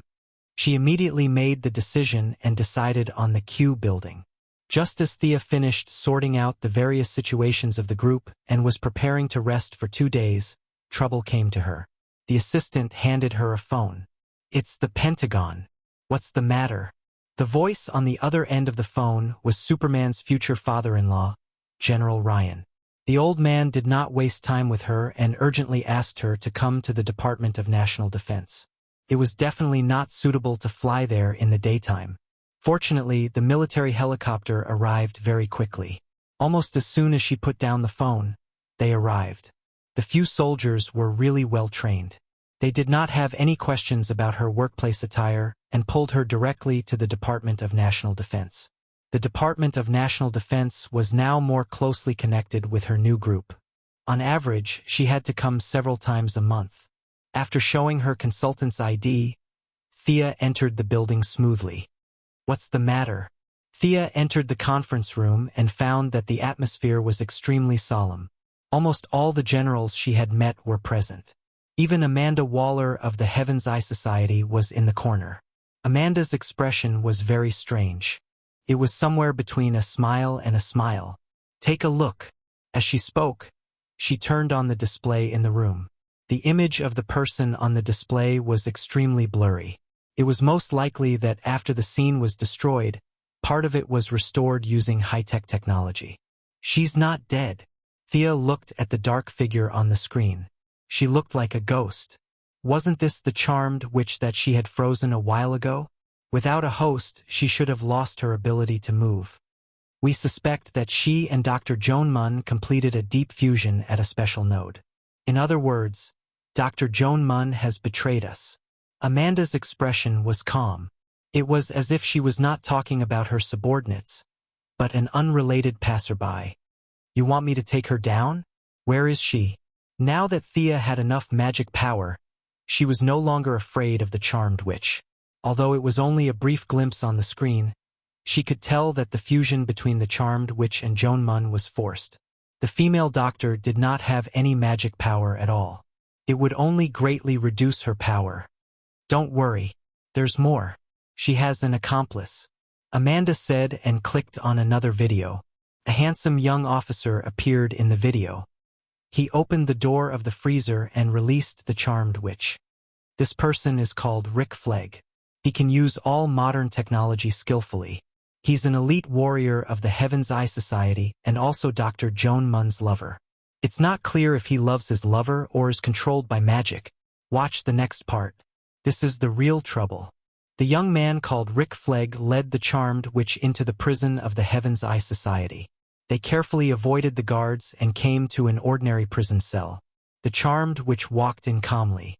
In less than 3 minutes, a bald man covered in tattoos walked out with her. Chapter 317. His name is Chatter Santana. His code name is the Vengeful Demon. He used to be a gang member, but he somehow got these tattoos and gained the power to control fire. Amanda was worried that Gushijo would not know, so she kept explaining. Thea listened carefully to her explanation, but in her heart, she was full of disdain. What a bunch of amateurs! What power to control fire! That was the fire of hell, an ability that came with the demon's body. This guy was somewhat similar to Marvel's Ghost Rider, but he was weaker than Ghost Rider. After all, he was only possessing an ordinary demon. Not to mention a living person like him, even if that demon jumped out, Sia would be able to take it down with some effort. Chatter Santana, Sia murmured, trying hard not to laugh out loud. This surname is really powerful. Could it be that he can become an Autobot? They released more than 10 criminals from the Sky's Eye Society. These two are the most dangerous. Amanda didn't know what Gushijo was thinking. She moved the control panel and more than 10 pictures appeared on the screen. 2 of them had the biggest heads. The one on the left is Killer Crocodile. You've seen him before. I can only say that he's more ferocious and aggressive than when you captured him. The one on the right is George Diggle Harkness, codename Captain Boomerang. He's good at using all kinds of high-tech boomerangs. He's very powerful and very cunning. Thea looked at her in confusion, waiting for her to continue.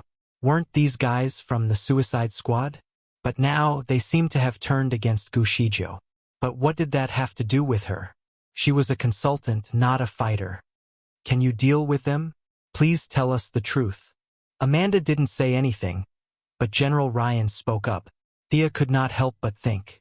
The charm which was supposed to be the strongest, but she had completely merged with the female professor, so her strength should have dropped a lot. The demon of vengeance known as Santana was about as powerful as the charm who had been weakened by a significant amount.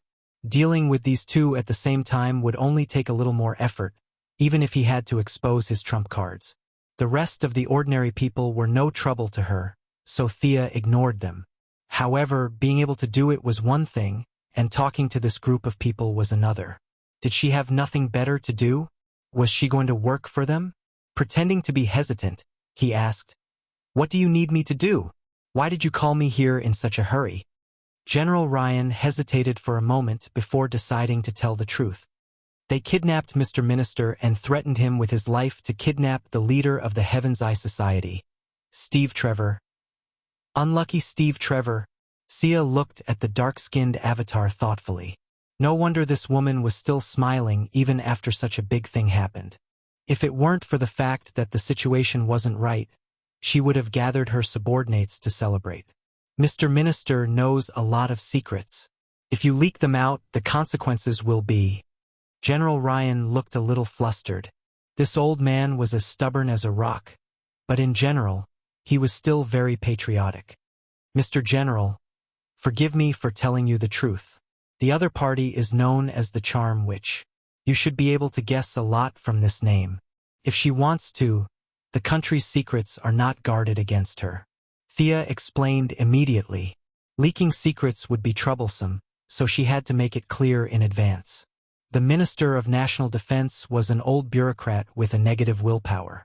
It was impossible to expect him to resist the Charm Witch's magic. General Ryan knew this too. He swallowed his words and said, "We beg you, please save Mr. Minister. Just save him?" Thea felt that General Ryan wanted to kill the Minister of National Defense, but it was too shocking. No matter how brave he was, he wouldn't dare to say it out loud. Yes, save him. Save the minister first, Avatar emphasized. It was okay if Thea couldn't save Steve Trevor. Where are they? Did the satellite detect them? Thea asked. Sir, the satellite shows that they are approaching Midway City. They are less than 30 miles away from the city in the northeast corner. A sergeant controlling the satellite didn't see Thea's military rank, but he knew that she was not an ordinary person by looking at her power. He vaguely called her Sir. Wait for me, Thea said to the people in the room. Without waiting for their response, she went outside, avoided the satellite's detection orbit, and directly rose into the air. She used the Eye of Horus to look into the distance. Midway City was also one of the largest cities in the United States in this world. The size of the city was similar to Star City and Central City. In her impression, it was the territory of Eagle Man and Eagle Girl. However, at this time, Thea didn't find any trace of these two silly birds. Was it because the time was not right and they hadn't awakened their memories? Or was it because Horus's death and the timeline was chaotic? Thea didn't know. This city wasn't far from Star City. They had participated in the city's railway project. Thea had also been there several times. She found the right direction and looked in the direction. The Eye of Horus quickly collected a lot of information.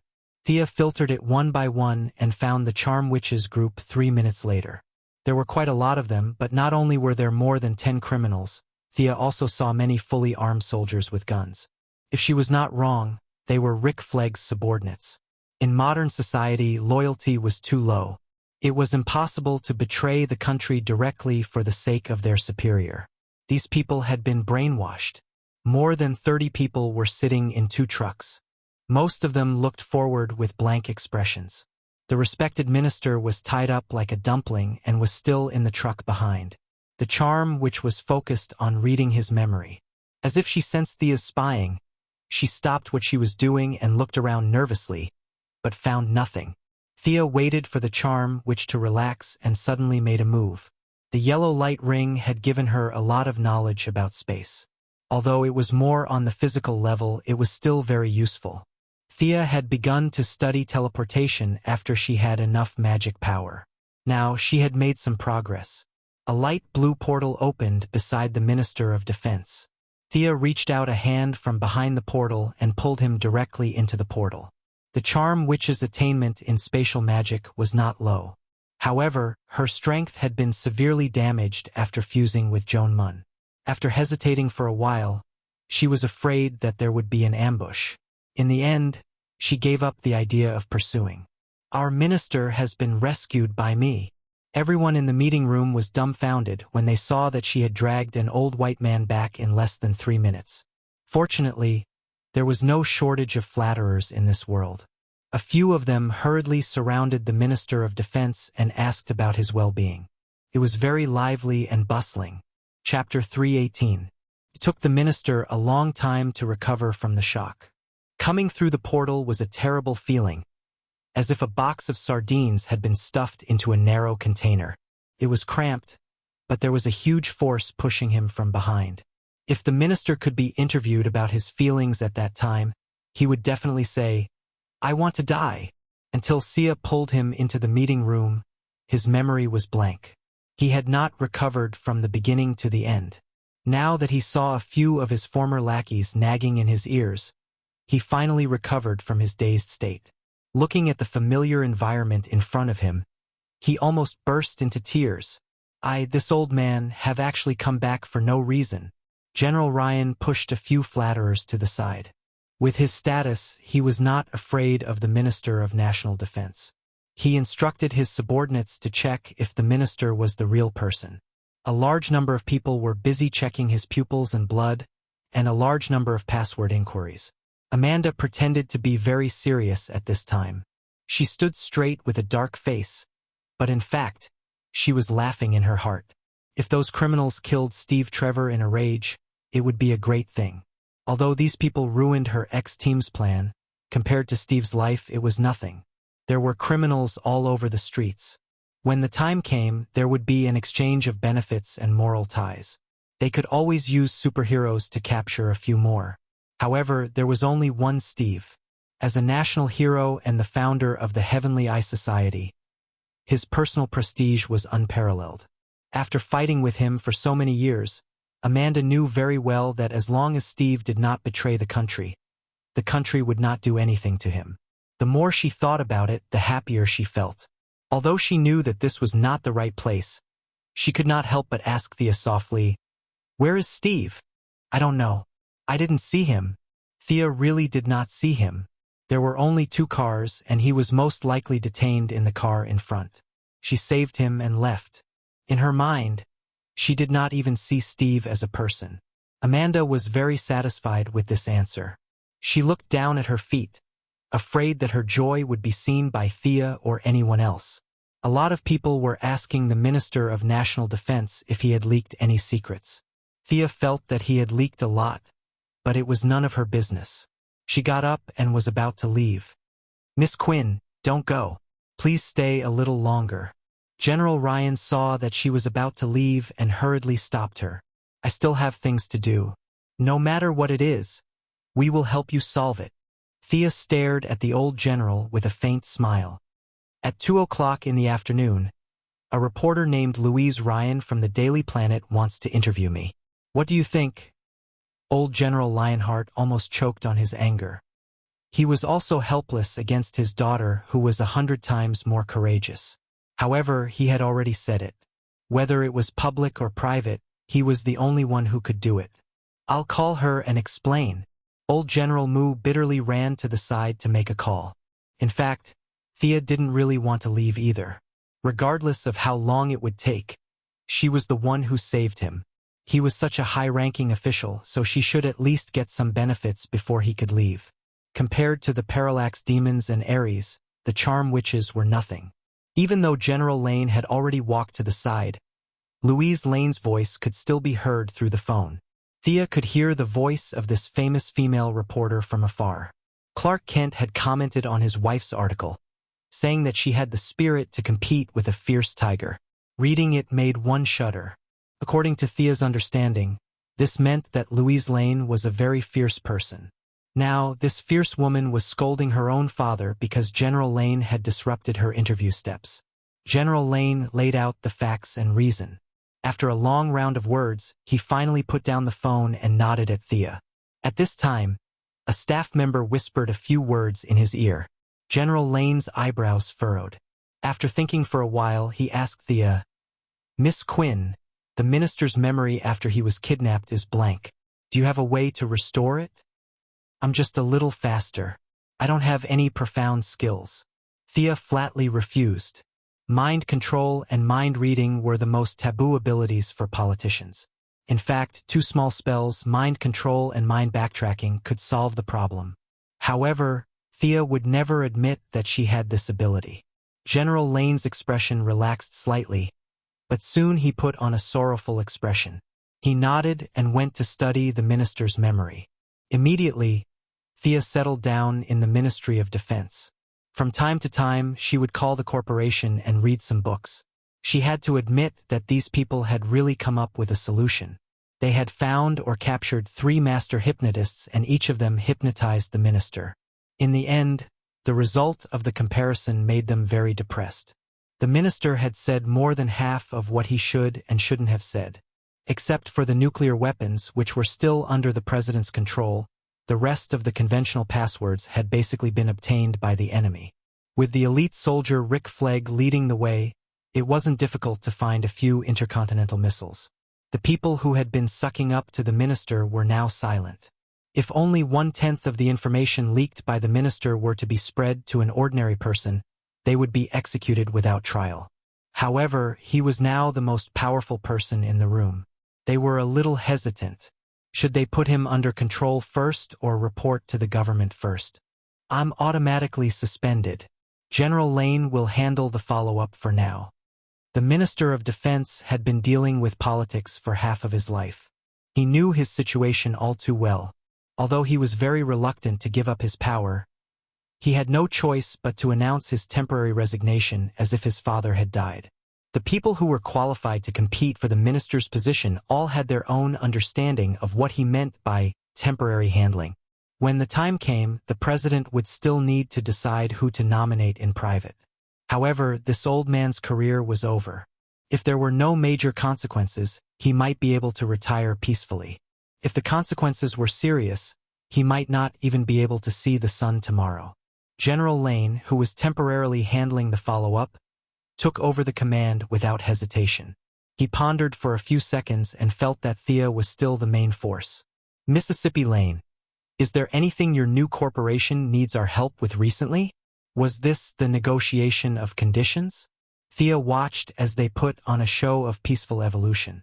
The minister that she had saved had abdicated directly. This made her a little depressed.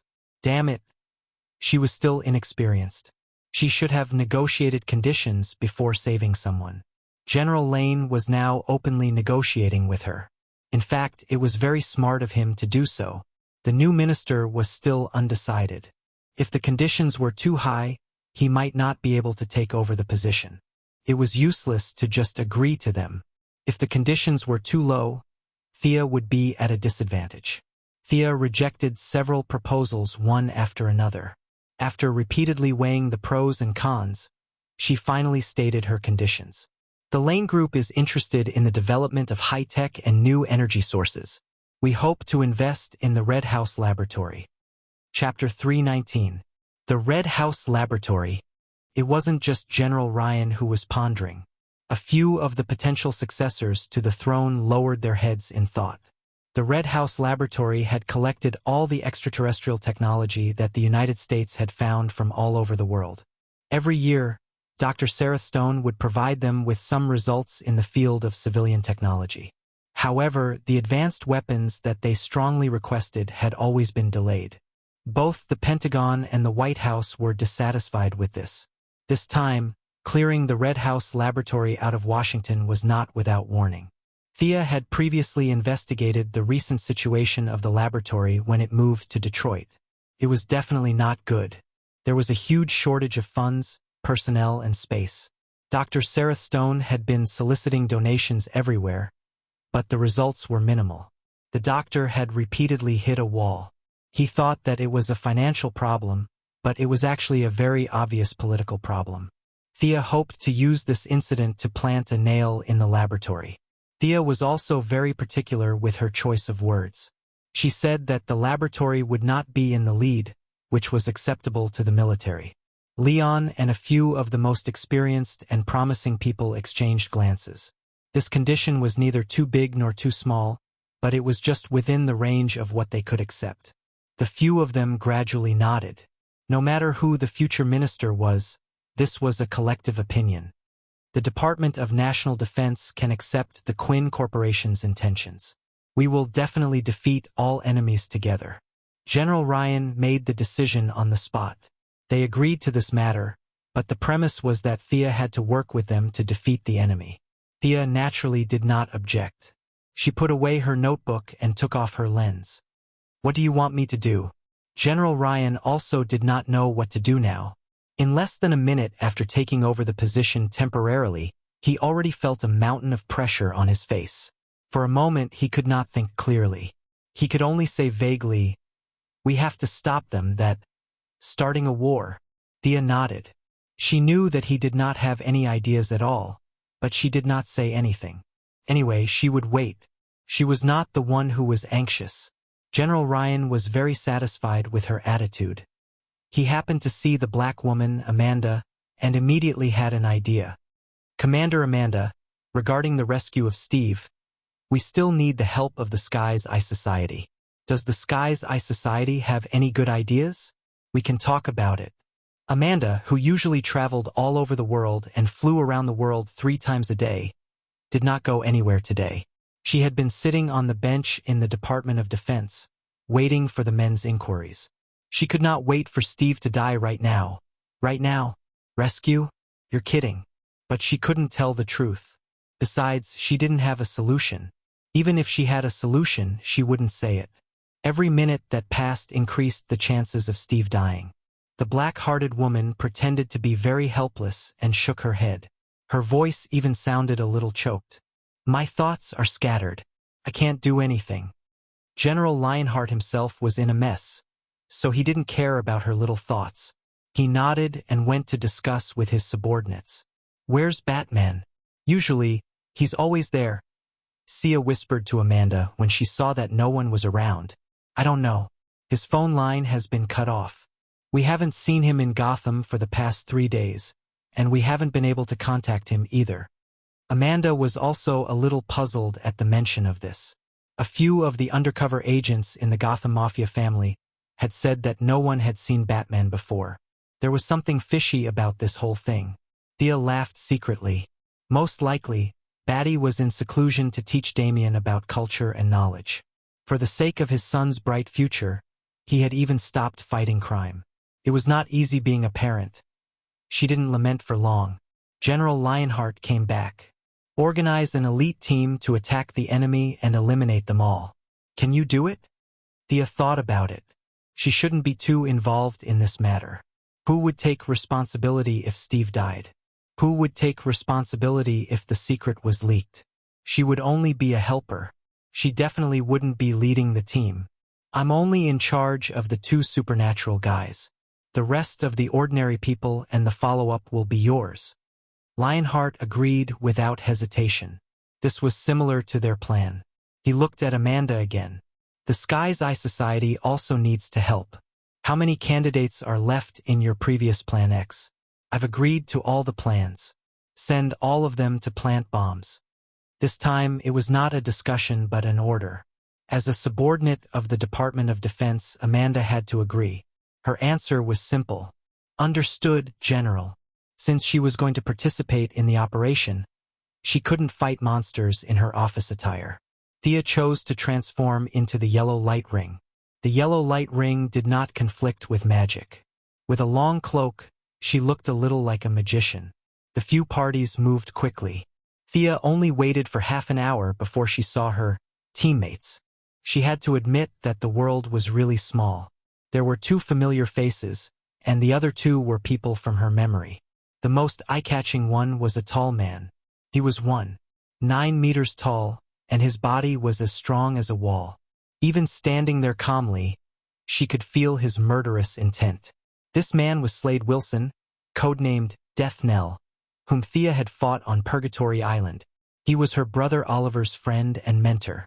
Seeing him in the Department of Defense with his eyes intact, Thea knew that, without Shadow in the middle, his friendship with Oliver had not been broken. The other familiar face looked terrible. It was the clown girl who was captured by Thea in Gotham. She was controlled by the bomb planted in her body. General Lionheart gave her a brief introduction. He pointed to the two men on the left and introduced them. These two are internationally famous mercenaries. The tall one with two knives is Death Knell. The short one with dark skin is Death Knell. Death Knell? Thea looked at the guy who was adjusting his gun. This guy was not a criminal but a mercenary. It was strange to think about it. The two women on the other side. You might have seen the clown girl before. The other one is an agent of the Heaven's Eye Society, codenamed Katana. Sia couldn't help but look at the Yamashiro couple who were wearing a white mask and a Japanese-style armor. They were also Oliver's good friends. Looking at the date, it should be around the time that her son passed away and her husband joined the Assassin Alliance. Amanda actually sent her, who had just lost her son, out? How cold-blooded. Shouldn't she at least let her rest for a few days? Child, what do you have to make us wait for you? The first to speak was Death Knell Slade Wilson.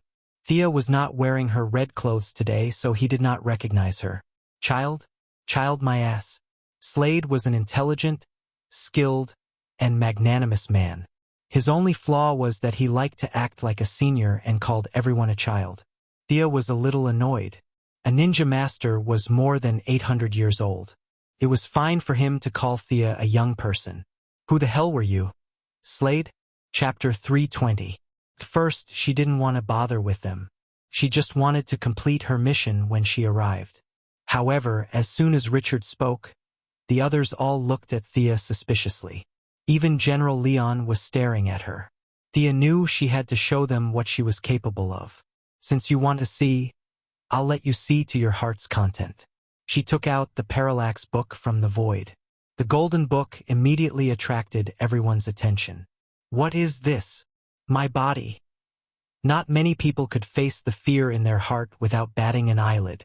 People like Sinisto and Batman had gone through several rounds of psychological training. They knew what they were afraid of, and they had to go through a lot of mental processes to overcome their fear. It wasn't that Thea was looking down on these people, but they were still far from that level. Lisa Draka, the controller of the original Parallax book, had a very flamboyant saying which was quoted by Sia here. She put away the Parallax book and said loudly, "My understanding of fear is second to none." Although she only took out the book and shook it before putting it away, everyone was still in a bad state. Huh? Thea couldn't help but be attracted to the ugly girl. Of course, it wasn't because of her beauty, but because she was able to resist the attack of her fear. Although her legs were trembling, she was still able to stand. One had to know that the bear-like brawny man, Slade, was half kneeling on the ground with his teeth clenched and veins popping all over his body. Was it because of the madness? That was the only answer Thea could think of. If the ugly girl could resist it, did that mean the clown was immune to fear as well? Other than the ugly girl and Richard, everyone else was lying on the ground. Katana, who had just lost her son, was in the worst state. Her mask had fallen off, and her pretty face was covered in tears and snot. She was in so much pain that she wished she was dead. Thea, who was also a woman, sympathized with her.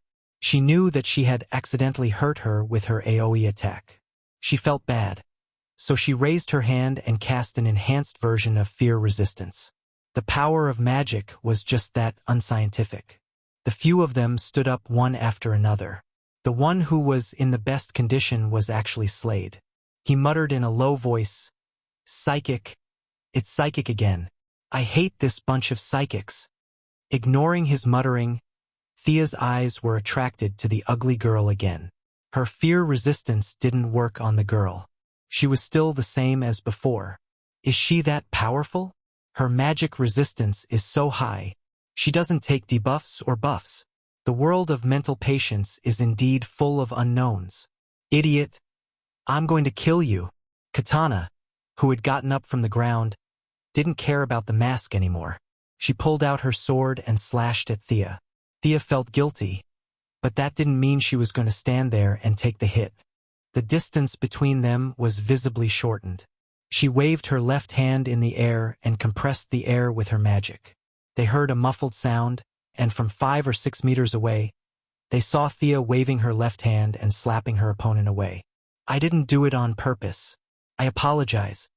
Thea lowered her attitude slightly. As for whether the other party forgave her or not, that was none of her business.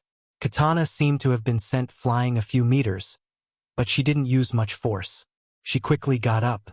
She was still upset when she heard Thea's apology, but she couldn't beat her.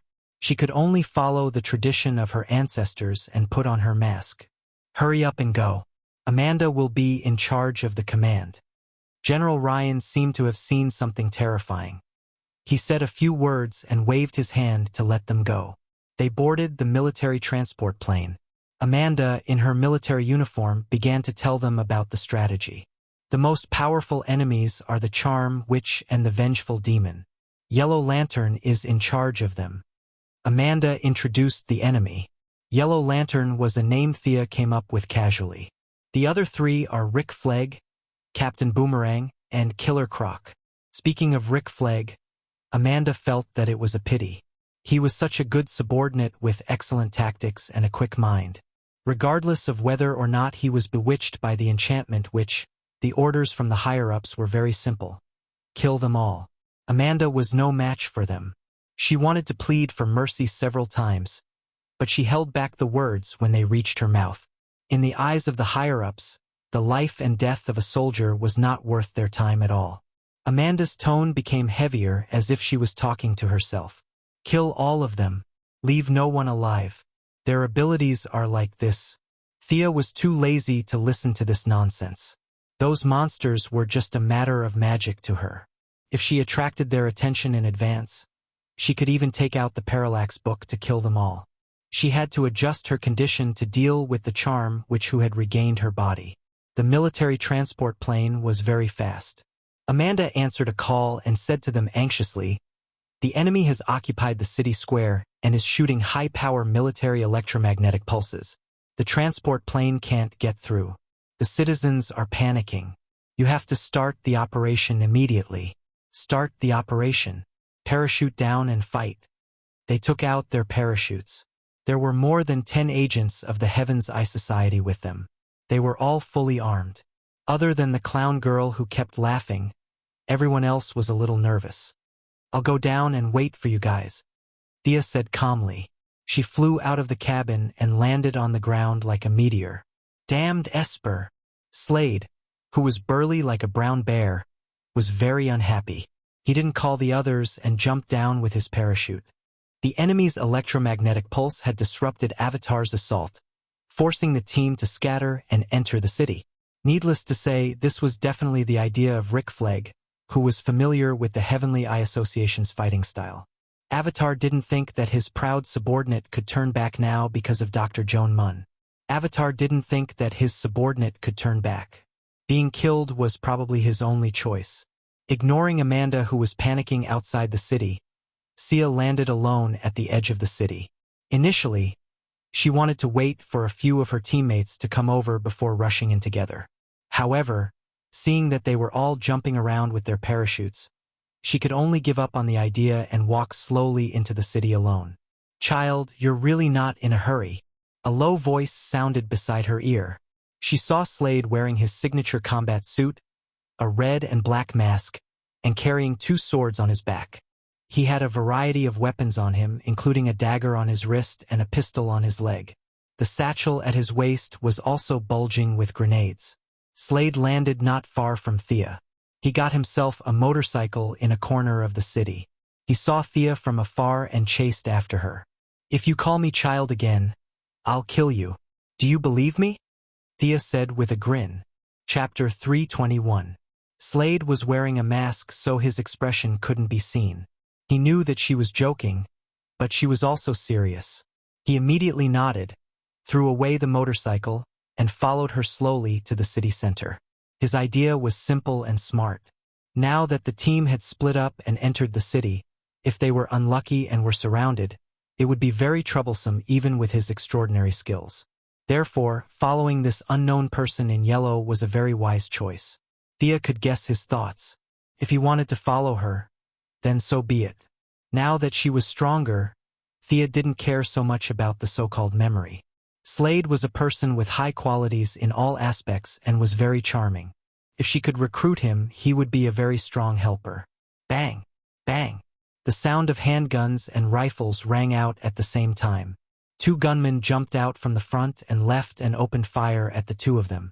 Just as Slade was about to dodge, he saw Thea casually conjure 2 yellow shields, which easily blocked the bullets. The 2 gunmen were a little stunned. They wanted to take a closer look at what it was, but they met Thea's gaze. Now that she was more proficient in using fear, Thea could use the Eye of Horus to easily inject fear into the minds of others. This was not a spell. From a certain point of view, it was more like an instinct. If one were to look deeper, her eyes could now be called Horus's eyes of fear. The 2 gunmen collapsed to the ground. Slade didn't hesitate. He jumped up and easily finished them off with a slash. Your ability is really strange. You can affect people who see you? Slade asked, not knowing what was going on in his mind. They, including you, don't see me. They see the fear in their hearts. This was very pretentious, but Slade's worldview was very firm. He felt that this was too idealistic and mysterious. Is this an illusion? He was still trying to explain the mysterious thing about Thea with something he could understand. This is just the pure power of emotions. Illusions are relatively more powerful. This is not an illusion. As Thea spoke, she even demonstrated her high speed. The speed of the yellow light ring was the best among all the lights. Slade only saw a blur in front of his eyes. Thea had already gone back and forth several times. Between the 2 of them were 4 or 5 criminals in black and fully armed soldiers. Did this even take 2 seconds? Slade looked at them carefully. Yes, they were all enemies that the Sky's Eye Society wanted to eliminate. They were exactly the same as the 2 people he had just killed. Looking at you, you've been strengthened, right? Was it a body modification? Thea asked casually as she patted the dust off her hands. It's a human enhancement injection. Slade answered. It wasn't hard, but he wasn't going to tell her the details. So this guy injected with Miraculu? Did he leave Purgatory Island? Thea felt that her guess was almost correct. He was very egotistical, unlike Oliver, who was a saint. He wouldn't save people just because he saw them suffer. His moral character wasn't that high, because his departure meant that Oliver couldn't escape the fate of falling into Amanda's hands.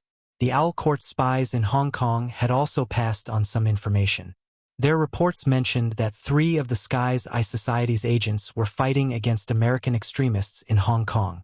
The 3 of them were Thea's brother, Oliver, and the Yamashiro couple.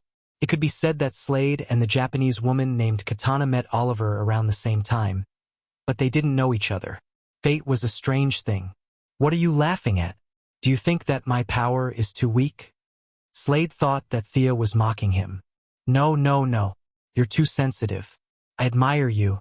You have brains and courage. You know what you need. But you're a little narrow-minded. You only see this palm-sized place in front of you. You don't know how big the universe is or how many intelligent life forms there are. You only see Earth and the US dollars. Thea's words were blunt, but Slade ignored her sarcasm. He grasped the core of Thea's words. Outside Earth? Do aliens really exist? What do you think? Thea asked with a half-smile. The atmosphere between the 2 was a little dull.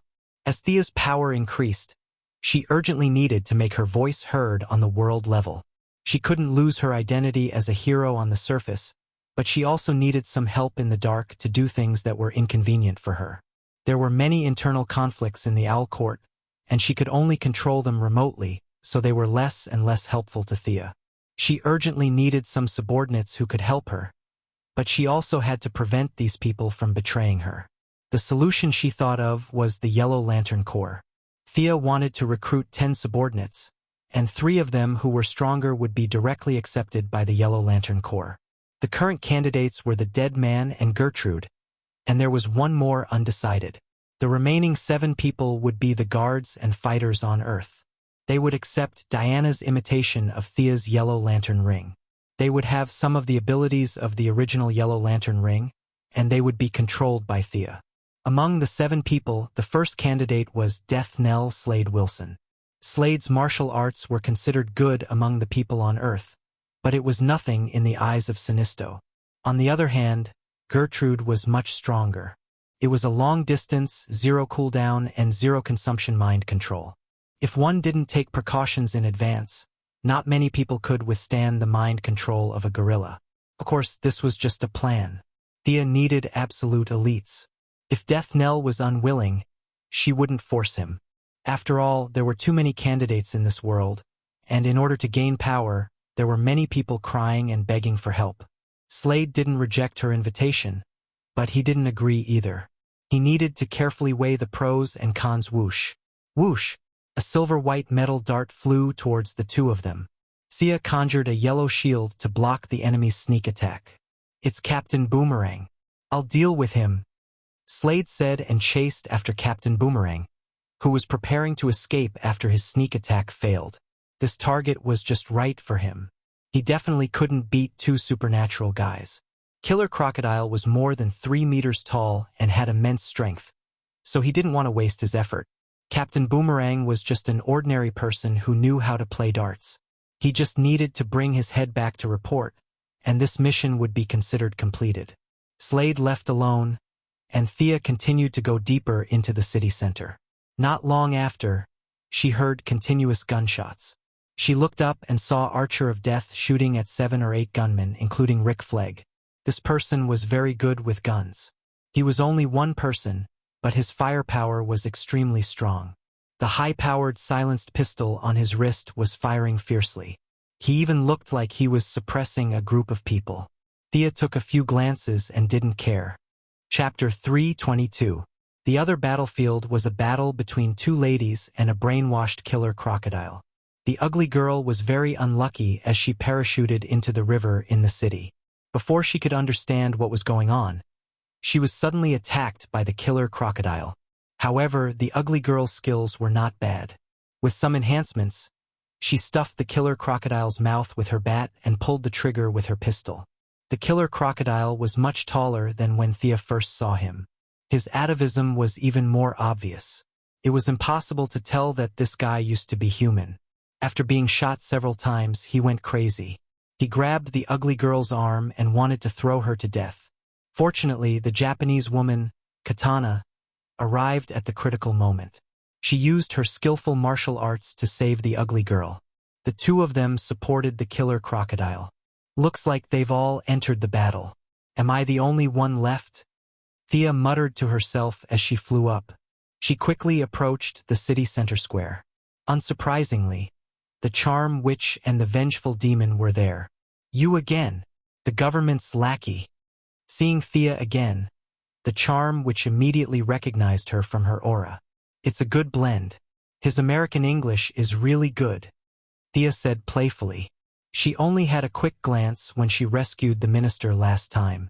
Now she had the time to take a closer look. The exact process was unknown, but the scene could still be guessed. Dr. Jean Munn's body couldn't withstand absolute 0, and the enchantress had magic power but no body. In their moment of despair, the 2 completed a deep level of fusion. This was a comprehensive fusion of mind, body, and soul, and there was no longer any distinction between them. It was probably because of this that Rick Flegg finally made the decision to tread the path of treason for his lover. It could be said that the original Dr. Joan Munn and the Charm Witch no longer existed. Now, standing in front of Thea was a new enemy with the personality of the Charm Witch. After regaining her body, the Charm Witch's spellcasting ability was finally restored. Moreover, with a body, she could continuously absorb new mana from her surroundings, no longer having less mana than before.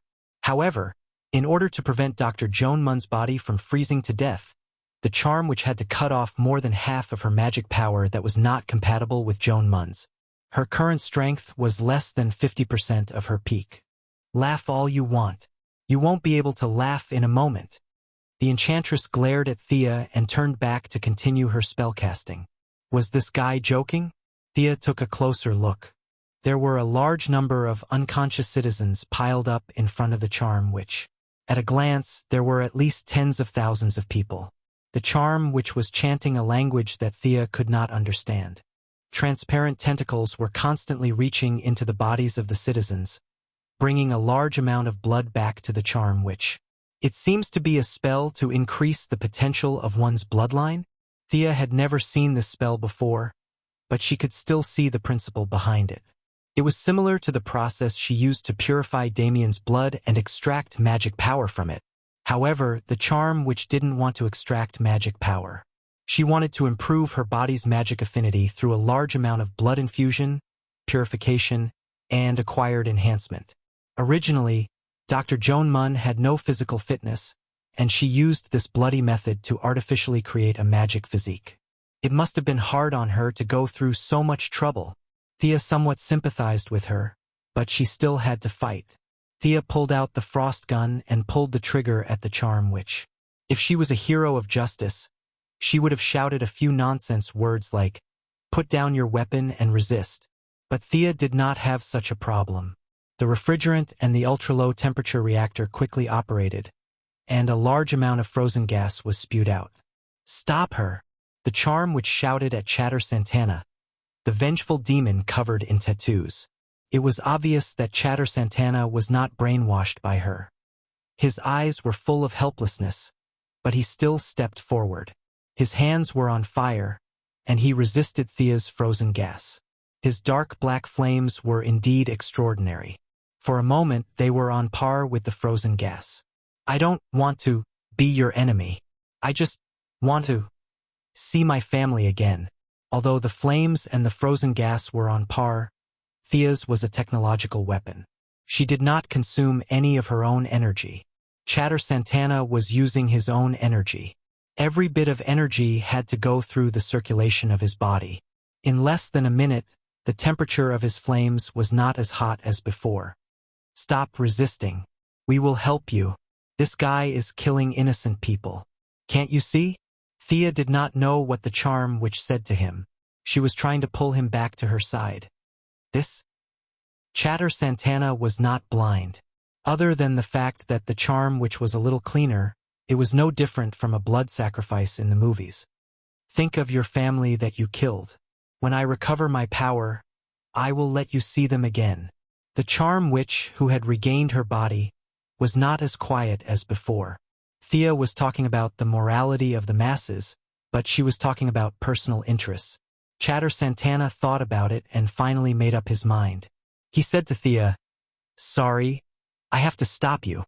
"What a joke. Do you think you can stop me with the power of that low-level demon?" Thea raised her eyebrows. She believed the words of the 3 palace demons, but the nameless demon in Chatter Santana's body was not enough. "I will show you what a demon is." A former gangster and an African black witch who had been sealed for hundreds of years. Thea was ready to show them a real demon. The yellow light ring operated at full power. A large amount of fear was manifested by the yellow light ring. The square was shrouded in thick, dark yellow smoke. Both the charm witch and the vengeful demon focused their gazes on it. When the smoke dissipated, the first thing they saw was its demonic aura. It had a pair of curved horns that resembled a ram's, and its eyes were filled with a terrifying aura of fear. There seemed to be sulfur dripping from its mouth.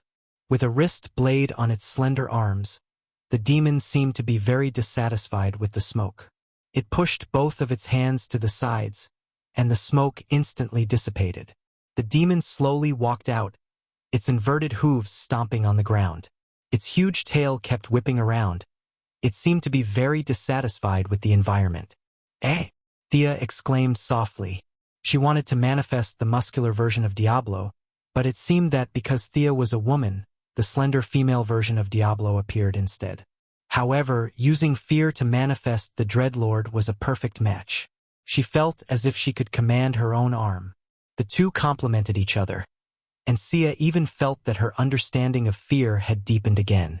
This was incredible. Her understanding of fear was already unparalleled, and now it seemed to have gone further. How could she not be surprised? Chapter 323. Thea flew into the demon god's body. The two of them blended together as if they had always been one. She didn't need to be so tall to deal with these two guys. She compressed all her energy and used it to materialize the details. Every line and every muscle on the demon god's body was vivid and lifelike. The demon god's 10-meter-tall body took a step forward. The huge force caused the ground within a mile to tremble. Roar! The demon god seemed to be venting its satisfaction. It spread its arms and roared at the sky. Heat waves spread in all directions. The temperature in the square rose rapidly. The moisture in the air evaporated rapidly. Their noses twitched, and they could smell a large amount of burnt sulfur. Many unconscious citizens' hair curled up. What is this? The charm which only felt that the demon god was powerful. The demon god of vengeance, Chatter Santana, had a much deeper feeling. This was a high-level demon from hell. As for how powerful it was, it could be judged from the trembling demon in its body. You ungrateful thing! Who gave you the courage to play with fire in front of me? I'll let you see the real fire of hell. Thea's voice came out of the demon god's mouth. The originally beautiful and crisp voice sounded like it had been sawed by a saw. Every word was accompanied by a special noise. Fire tornado! The ferocious demon god crossed its arms and gathered a large amount of emotional energy. Thea, whose magic power had increased greatly, injected a large amount of fire and wind magic power into it. Injecting her magic power into the emotional energy was like throwing a match into a pot of oil. The two different magic powers caused the energy to become raging and uncontrollable instantly. The demon god opened its mouth and revealed a terrifying smile. It held the energy ball with one hand and threw it at the charm who couldn't move. As if to intimidate them, Thea didn't throw it very quickly. After the energy ball came into contact with the debris, it quickly expanded thousands of times and started to spin at high speed. The debris in the square was sucked into the center of the vortex, which increased the speed of the fire tornado's formation.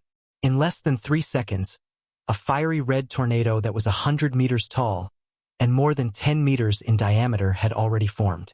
As the number of objects increased, the centrifugal force increased. The tornado's diameter grew from 20 meters to 30 meters, as if there was no end to it, and it rushed towards the two of them. Stop her! Attack her! The charming which was starting to lose her sense of propriety. She had mixed up the meaning of her words. Perhaps she didn't know what to do. The former gangster, Chatter Santana, was much calmer than her. He secretly despised the African antique. He suppressed the demon in his body that was trying to escape. At the same time, his eyes and mouth were burning. He shouted, and a 3-meter-tall flaming demon appeared. The demon clenched its fists and stood in front of the charm which, as if it wanted to take on the fire tornado with its own strength. Idiot! Thea snorted at his actions. She could tell that this guy had never studied the demon transformation at all just by looking at the energy that was leaking out of him. He wanted to rely on the body of a mortal to carry the power of hell. What a dream! If it was that simple, why did the ancient sorcerers study magic? They could just catch a demon and stuff it into their bodies.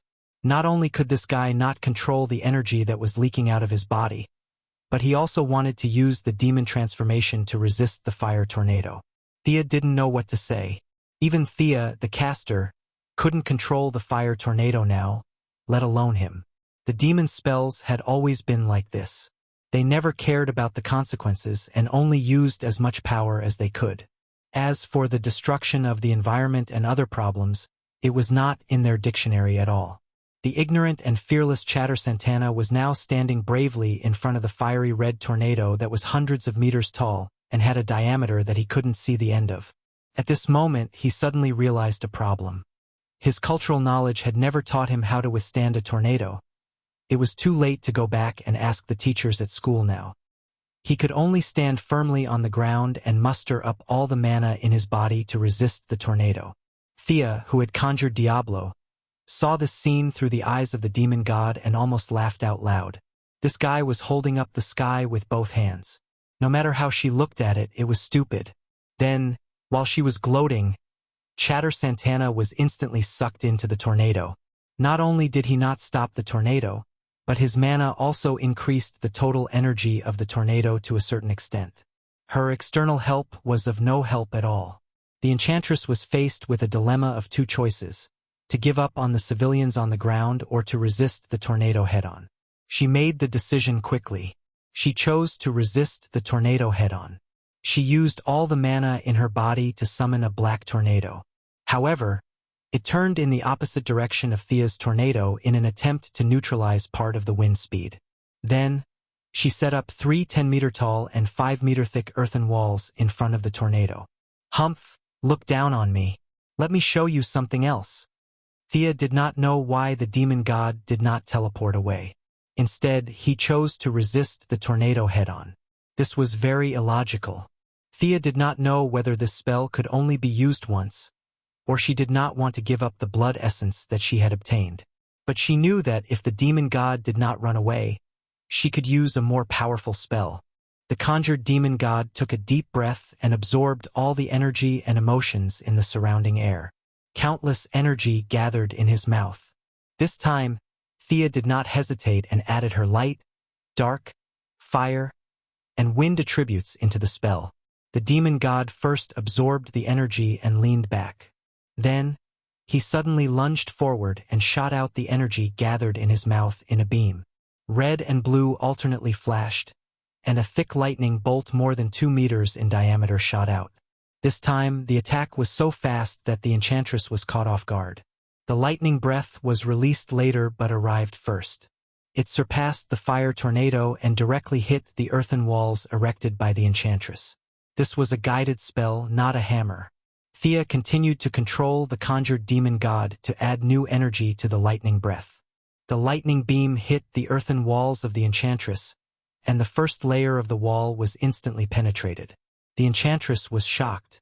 She hurriedly poured her mana into the second wall, trying to stabilize the defensive line. However, Thea's total mana was stronger than her, and she also had the demon god to control it. One was a point of damage, and the other was an area of effect defense. There was no need to say which was better. The second wall only lasted for less than 10 seconds before it was penetrated again. The enchantress did not have time to be surprised, because Thea suddenly attacked again, trying to take her down in one blow. "I'll hold her off. You set up the defense."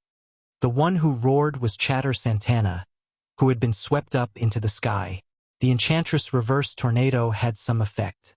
At least the suction force had weakened a lot. Chatter finally broke free with great effort. As a grasshopper on a rope, he could see that the enchantress could not block it. He could only brace himself to take on Thea's lightning breath. Chapter 3:24. Facing the red and blue lightning beam from the demon god, Chatter didn't know if he could withstand it. However, he had a strength, or rather a weakness, and that was his stubbornness. As long as he thought he was right, he would do anything regardless of anyone. He was like this when he was captured by the Sky's Eye Society, and now he was going to block Thea's lightning beam. The loss of demonic power every minute and every second had already made him feel exhausted. He knew that he only had the strength for this one attack. He clenched his fists, bent his knees, and mobilized all the hellfire in his body to rush towards the lightning beam. Bang! There was a loud noise. It was a bit of an exaggeration to say that Chatter blocked the lightning beam for more than a second. His hellfire only slowed down the speed of the lightning beam slightly. After that, it was his body that had to face the lightning breath directly. His palm and wrist were directly vaporized by the huge energy beam. Perhaps the demon in his body sensed the danger and controlled his body to move slightly to the side, saving his life.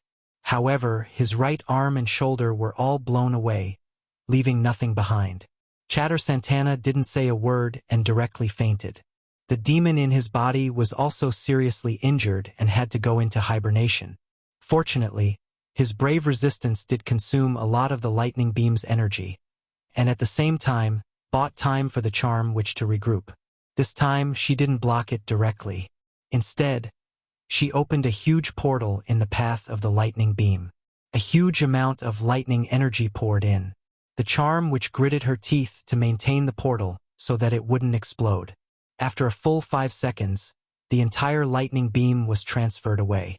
As for where it was transferred to, she didn't have the time to think about it. The portal can be used like this. Thea had just started on the path of spatial teleportation. Seeing this scene, she couldn't help but admire it. The demon's attack didn't matter. Could be released, but it couldn't be retracted. The lightning breath just now, she could only run, but she couldn't take it head-on. This attack consumed a lot of energy from the demon god. Its original height of 10 meters shrank by half, and it was now only 5 meters. Thea had consumed emotional energy, but she didn't consume much energy. The seductive, which was not in such a good state. She had been maintaining the array beneath her and had been forced to activate the teleportation gate with all her strength. The backlash from the array and the intense consumption of magic power had greatly aggravated the hidden injuries in her body. After all, the original owner of this body, Dr. Jean Mun, did not have a magical constitution. Forcefully using magic like this would cause great damage to the original body. He originally looked like a white man in his 30s, but now he looked like he had aged 20 years. His face was full of wrinkles and his hair was dry and yellow. This was the result of the rejection between the magic power and his body. Suppress her. Thea ordered the materialized demon god in her mind. She pulled out her demon sword and flew to the unconscious chatter. He stabbed the sword down, but there was no reaction. He stabbed the sword again, but there was still no reaction. Could it be that this sword was ineffective against demons? Thea couldn't help but think this way. These guys who forged the demon swords were quite loyal. Didn't demons fight demons? Thea didn't believe it and stabbed the unconscious Chatter Santana twice more. Only when the unconscious Chatter Santana began to vomit blood did she finally confirm that this sword was ineffective against demons. This also proved why the resourceful ninja master didn't make any progress after holding this sword for hundreds of years. It was because the sword was ineffective against demons, but the ninja master could only come into contact with demons. Thea stopped being depressed. This guy on the ground couldn't do it, but the seductive witch in the distance could, right? She didn't enter the materialized body and diverted part of her mind to control it. She wanted to fight 2 against 1 and kill her quickly, holding the 1.5-meter-long sword in one hand. Thea blessed herself with wind walk. She was as fast as lightning and closed the distance of less than 100 meters in an instant. She held the sword with both hands and slashed at the seductive witch's neck. The seductive witch kept summoning shadow creatures in an attempt to stop the materialized demon god. Some of them were shadow leopards and shadow snakes that Thea could summon herself. There were also many strange creatures that were obviously not from the material world. With a large number of summoned creatures, the seductive witch was able to stall the materialized demon god who had lost half of its strength and had lost Thea's core control. However, facing Thea who was rushing at her, the seductive witch didn't dare to be careless. She summoned 2 long swords from the void and blocked the seductive witch's magic sword. Ever since the battle with the ninja master, Thea had also experienced the power of dual wielding. She had a very aggressive personality and any combination of sword and shield didn't suit her. She changed to holding the sword with one hand and took out the frost gun from the space ring with her left hand. She sprayed it at the seductive witch. Damn! The seductive witch was too familiar with this gun. Could be said that without this gun, she could still hide in Joan Mun's body for a few years. She wouldn't have jumped out in such a hurry like now. She hated this gun, but hatred aside, she couldn't just shout and use magic power to kill the enemy. That was the privilege of the protagonist. She didn't have that ability.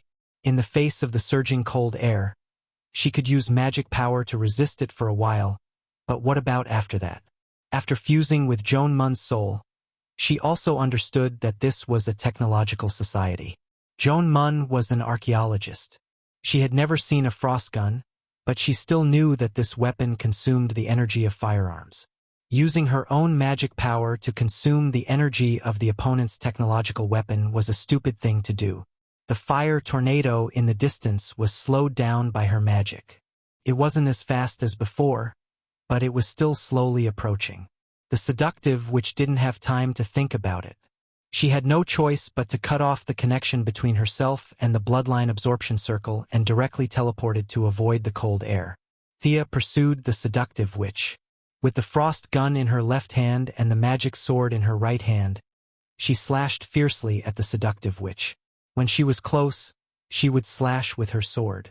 When she was far away, she would hit with her gun. Thea had the upper hand, but she wasn't happy. Instead, she was a little depressed. The magic sword could absorb the seductive witch's magic power. The first few slashes really scared the seductive witch. Her skills were at the level of a kindergarten compared to Thea. She could hit her twice in 3 moves. When the sword slashed her body, her HP and magic power would drop. No one could withstand it, but after Thea absorbed a little, she artificially released the magic power. This was because the magic power was not only different from her own magic power, but also had different characteristics. Although they were both of the dark attribute, there were too many impurities and it had a death aura. Although, in order to obtain power, Thea was almost unrestrained, this kind of energy was too corrosive. If she absorbed too much of it, she would be like the seductive witch in the beginning. Her unkempt hair and dirty face were a vivid portrayal. She could play the role of a necromancer without makeup. Anyone who looked at her appearance would know that she was a villain. Thea didn't have to absorb this energy. If she didn't, she would die. Without thinking much, she directly expelled the energy from her body. Regretfully, she put away the magic sword and replaced it with the Godslayer. Chapter 325. She thought it would be a sumptuous meal, but it turned out to be poisoned. There was no need to mention how frustrated Sia was. She poured fire magic into the Godslayer and slashed at the charm witch. The enchanted witch did not know that she was being despised. She was surprised to see Thea put away her magic sword, but when she saw Thea pull out a fiery red longsword, she had no time to think. The two of them exchanged another 7 or 8 blows. The charm witch's martial arts were mediocre, but her teleportation truly lived up to its name. She no longer had to rely on her scattered magic power to teleport. Now that she had regained her body, she could teleport anywhere she saw with almost zero consumption of magic power. Clang! There was a loud noise. The demon god released a large ring of fire around himself and destroyed all the shadow creatures in one blow. He strode over to help the enchanted witch. The enchanted witch was no match for Thea, let alone this demon made of unknown materials. She hurriedly dodged Thea's sword, but she was met with the demon god's tail full of bone spikes. Slap! There was a crisp sound, and the huge force slapped her face out of shape. She was in midair, and her mind went blank. Thea took advantage of this rare opportunity to stab her in the back and out the front. The enchanted witch teleported 3 times in a row, dodging Thea's follow-up attack. She was half-kneeling on the ground, her hands supporting her body as she vomited mouthfuls of black blood. She was not Ares, a parallax demon, who could use energy to heal her damaged body. She had never suffered such a serious injury in the past few hundred years. The fire magic attached to the Godslayer was also constantly eroding her body, destroying the magic circulation in her body. She covered her wound and stared at Thea with her green eyes. Just when Thea thought she was preparing for a big move, she saw the enchanted witch disappear in front of her like smoke. Teleportation again? Thea soon found that the enchanted witch did not appear around her. She had run away. She opened the Eye of Horus and followed the direction where the opponent's magic had disappeared. Soon, she found the figure of the enchantress 2 kilometers away. The injury from the previous sword strike was far more serious than she had imagined. The broken magic cycle had caused her to be unable to teleport. The enchantress was also aware of this problem. Although she did not have a long-range vision like the Eye of Horus, she was extremely sensitive to magic power. She could sense that Thea was searching for her. Looking at the battlefield around her, she saw that the Archer of Death and Rick Flegg were exchanging fire not far from her. Rick, who originally had 7 or 8 subordinates, was in great pain from the Archer of Death. Although they were also elite soldiers, the Archer of Death's marksmanship was far better than theirs. In less than 10 minutes of exchanging fire, 4 of his subordinates had already been killed. The remaining few, including Rick Flegg, were all struggling to hold on. The enchantress, who had entered the battlefield, quickly judged the situation and was about to teleport to kill the Archer of Death. After that, she could rely on these soldiers to slightly delay Thea's pursuit. After years of mercenary life, the Archer of Death had developed an amazing intuition. Although he did not see any danger, he still rolled forward in advance and dodged the enchantress who had teleported to his side. Realizing that he had been ambushed, he did not even look at who the attacker was. He raised his hands and fired wildly with the silenced pistol on his wrist at the target. The enchantress had finally found some pleasure in torturing noobs. Her heart was indescribably happy. Like a ghost, she flashed left and right around the Archer of Death. In less than 3 seconds, the Archer of Death had been hit twice, and the remaining one was blocked by his wrist guard. You must be very proud of bullying people who don't have magic. Thea finally caught up. Her spatial magic was only at the beginning. She did not care about teleporting others, but she felt that teleporting herself was too dangerous. When they were in the square, Thea saw that the fire tornado was getting closer and closer. Thousands of people were still unconscious in the square. She raised her hand and reversed the direction of the fire tornado, changing the direction of the fire tornado. This spell was very powerful and was very useful against enemies in a large area. However, it was not very effective against single enemies. She would have to use it carefully next time. Thea canceled the spell and quickly caught up with the Archer of Death. Seeing that the enchantress's knife was only a few centimeters away from the Archer of Death's neck, she raised her hand and slapped it with the magician's hand. Now that her mana was several times stronger than before, this kind of low-level spell could be cast instantly. The invisible giant hand slammed into the Archer of Death's stomach and sent him flying 5 or 6 meters back. "Thank you. Can you use more force?" The Archer of Death clutched his stomach and staggered to get up. He gritted his teeth and shouted at Thea. This was different from the time when she dealt with the katana at the Ministry of Defense.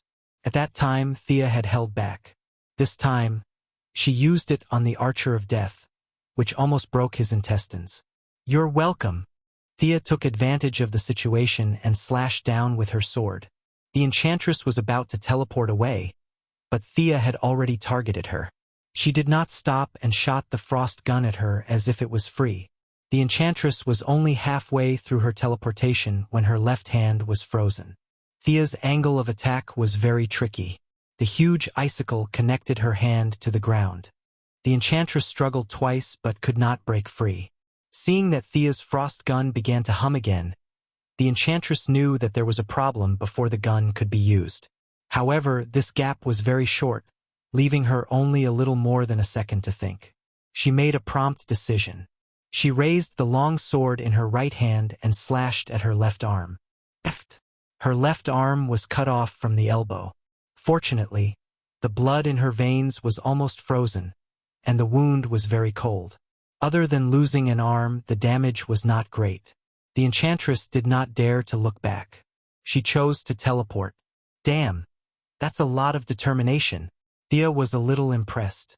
The frost gun's cooldown was only 1 second. It was not easy to make such a decision in such a short time. After all, any damage to her body would be permanent. However, the enemy had escaped under her nose. She had to give chase. Just as she was about to fly away, Rick Flegg tied 4 or 5 grenades together and threw them at her like a madman. He hurriedly conjured a yellow protective shield and withstood the violent explosion.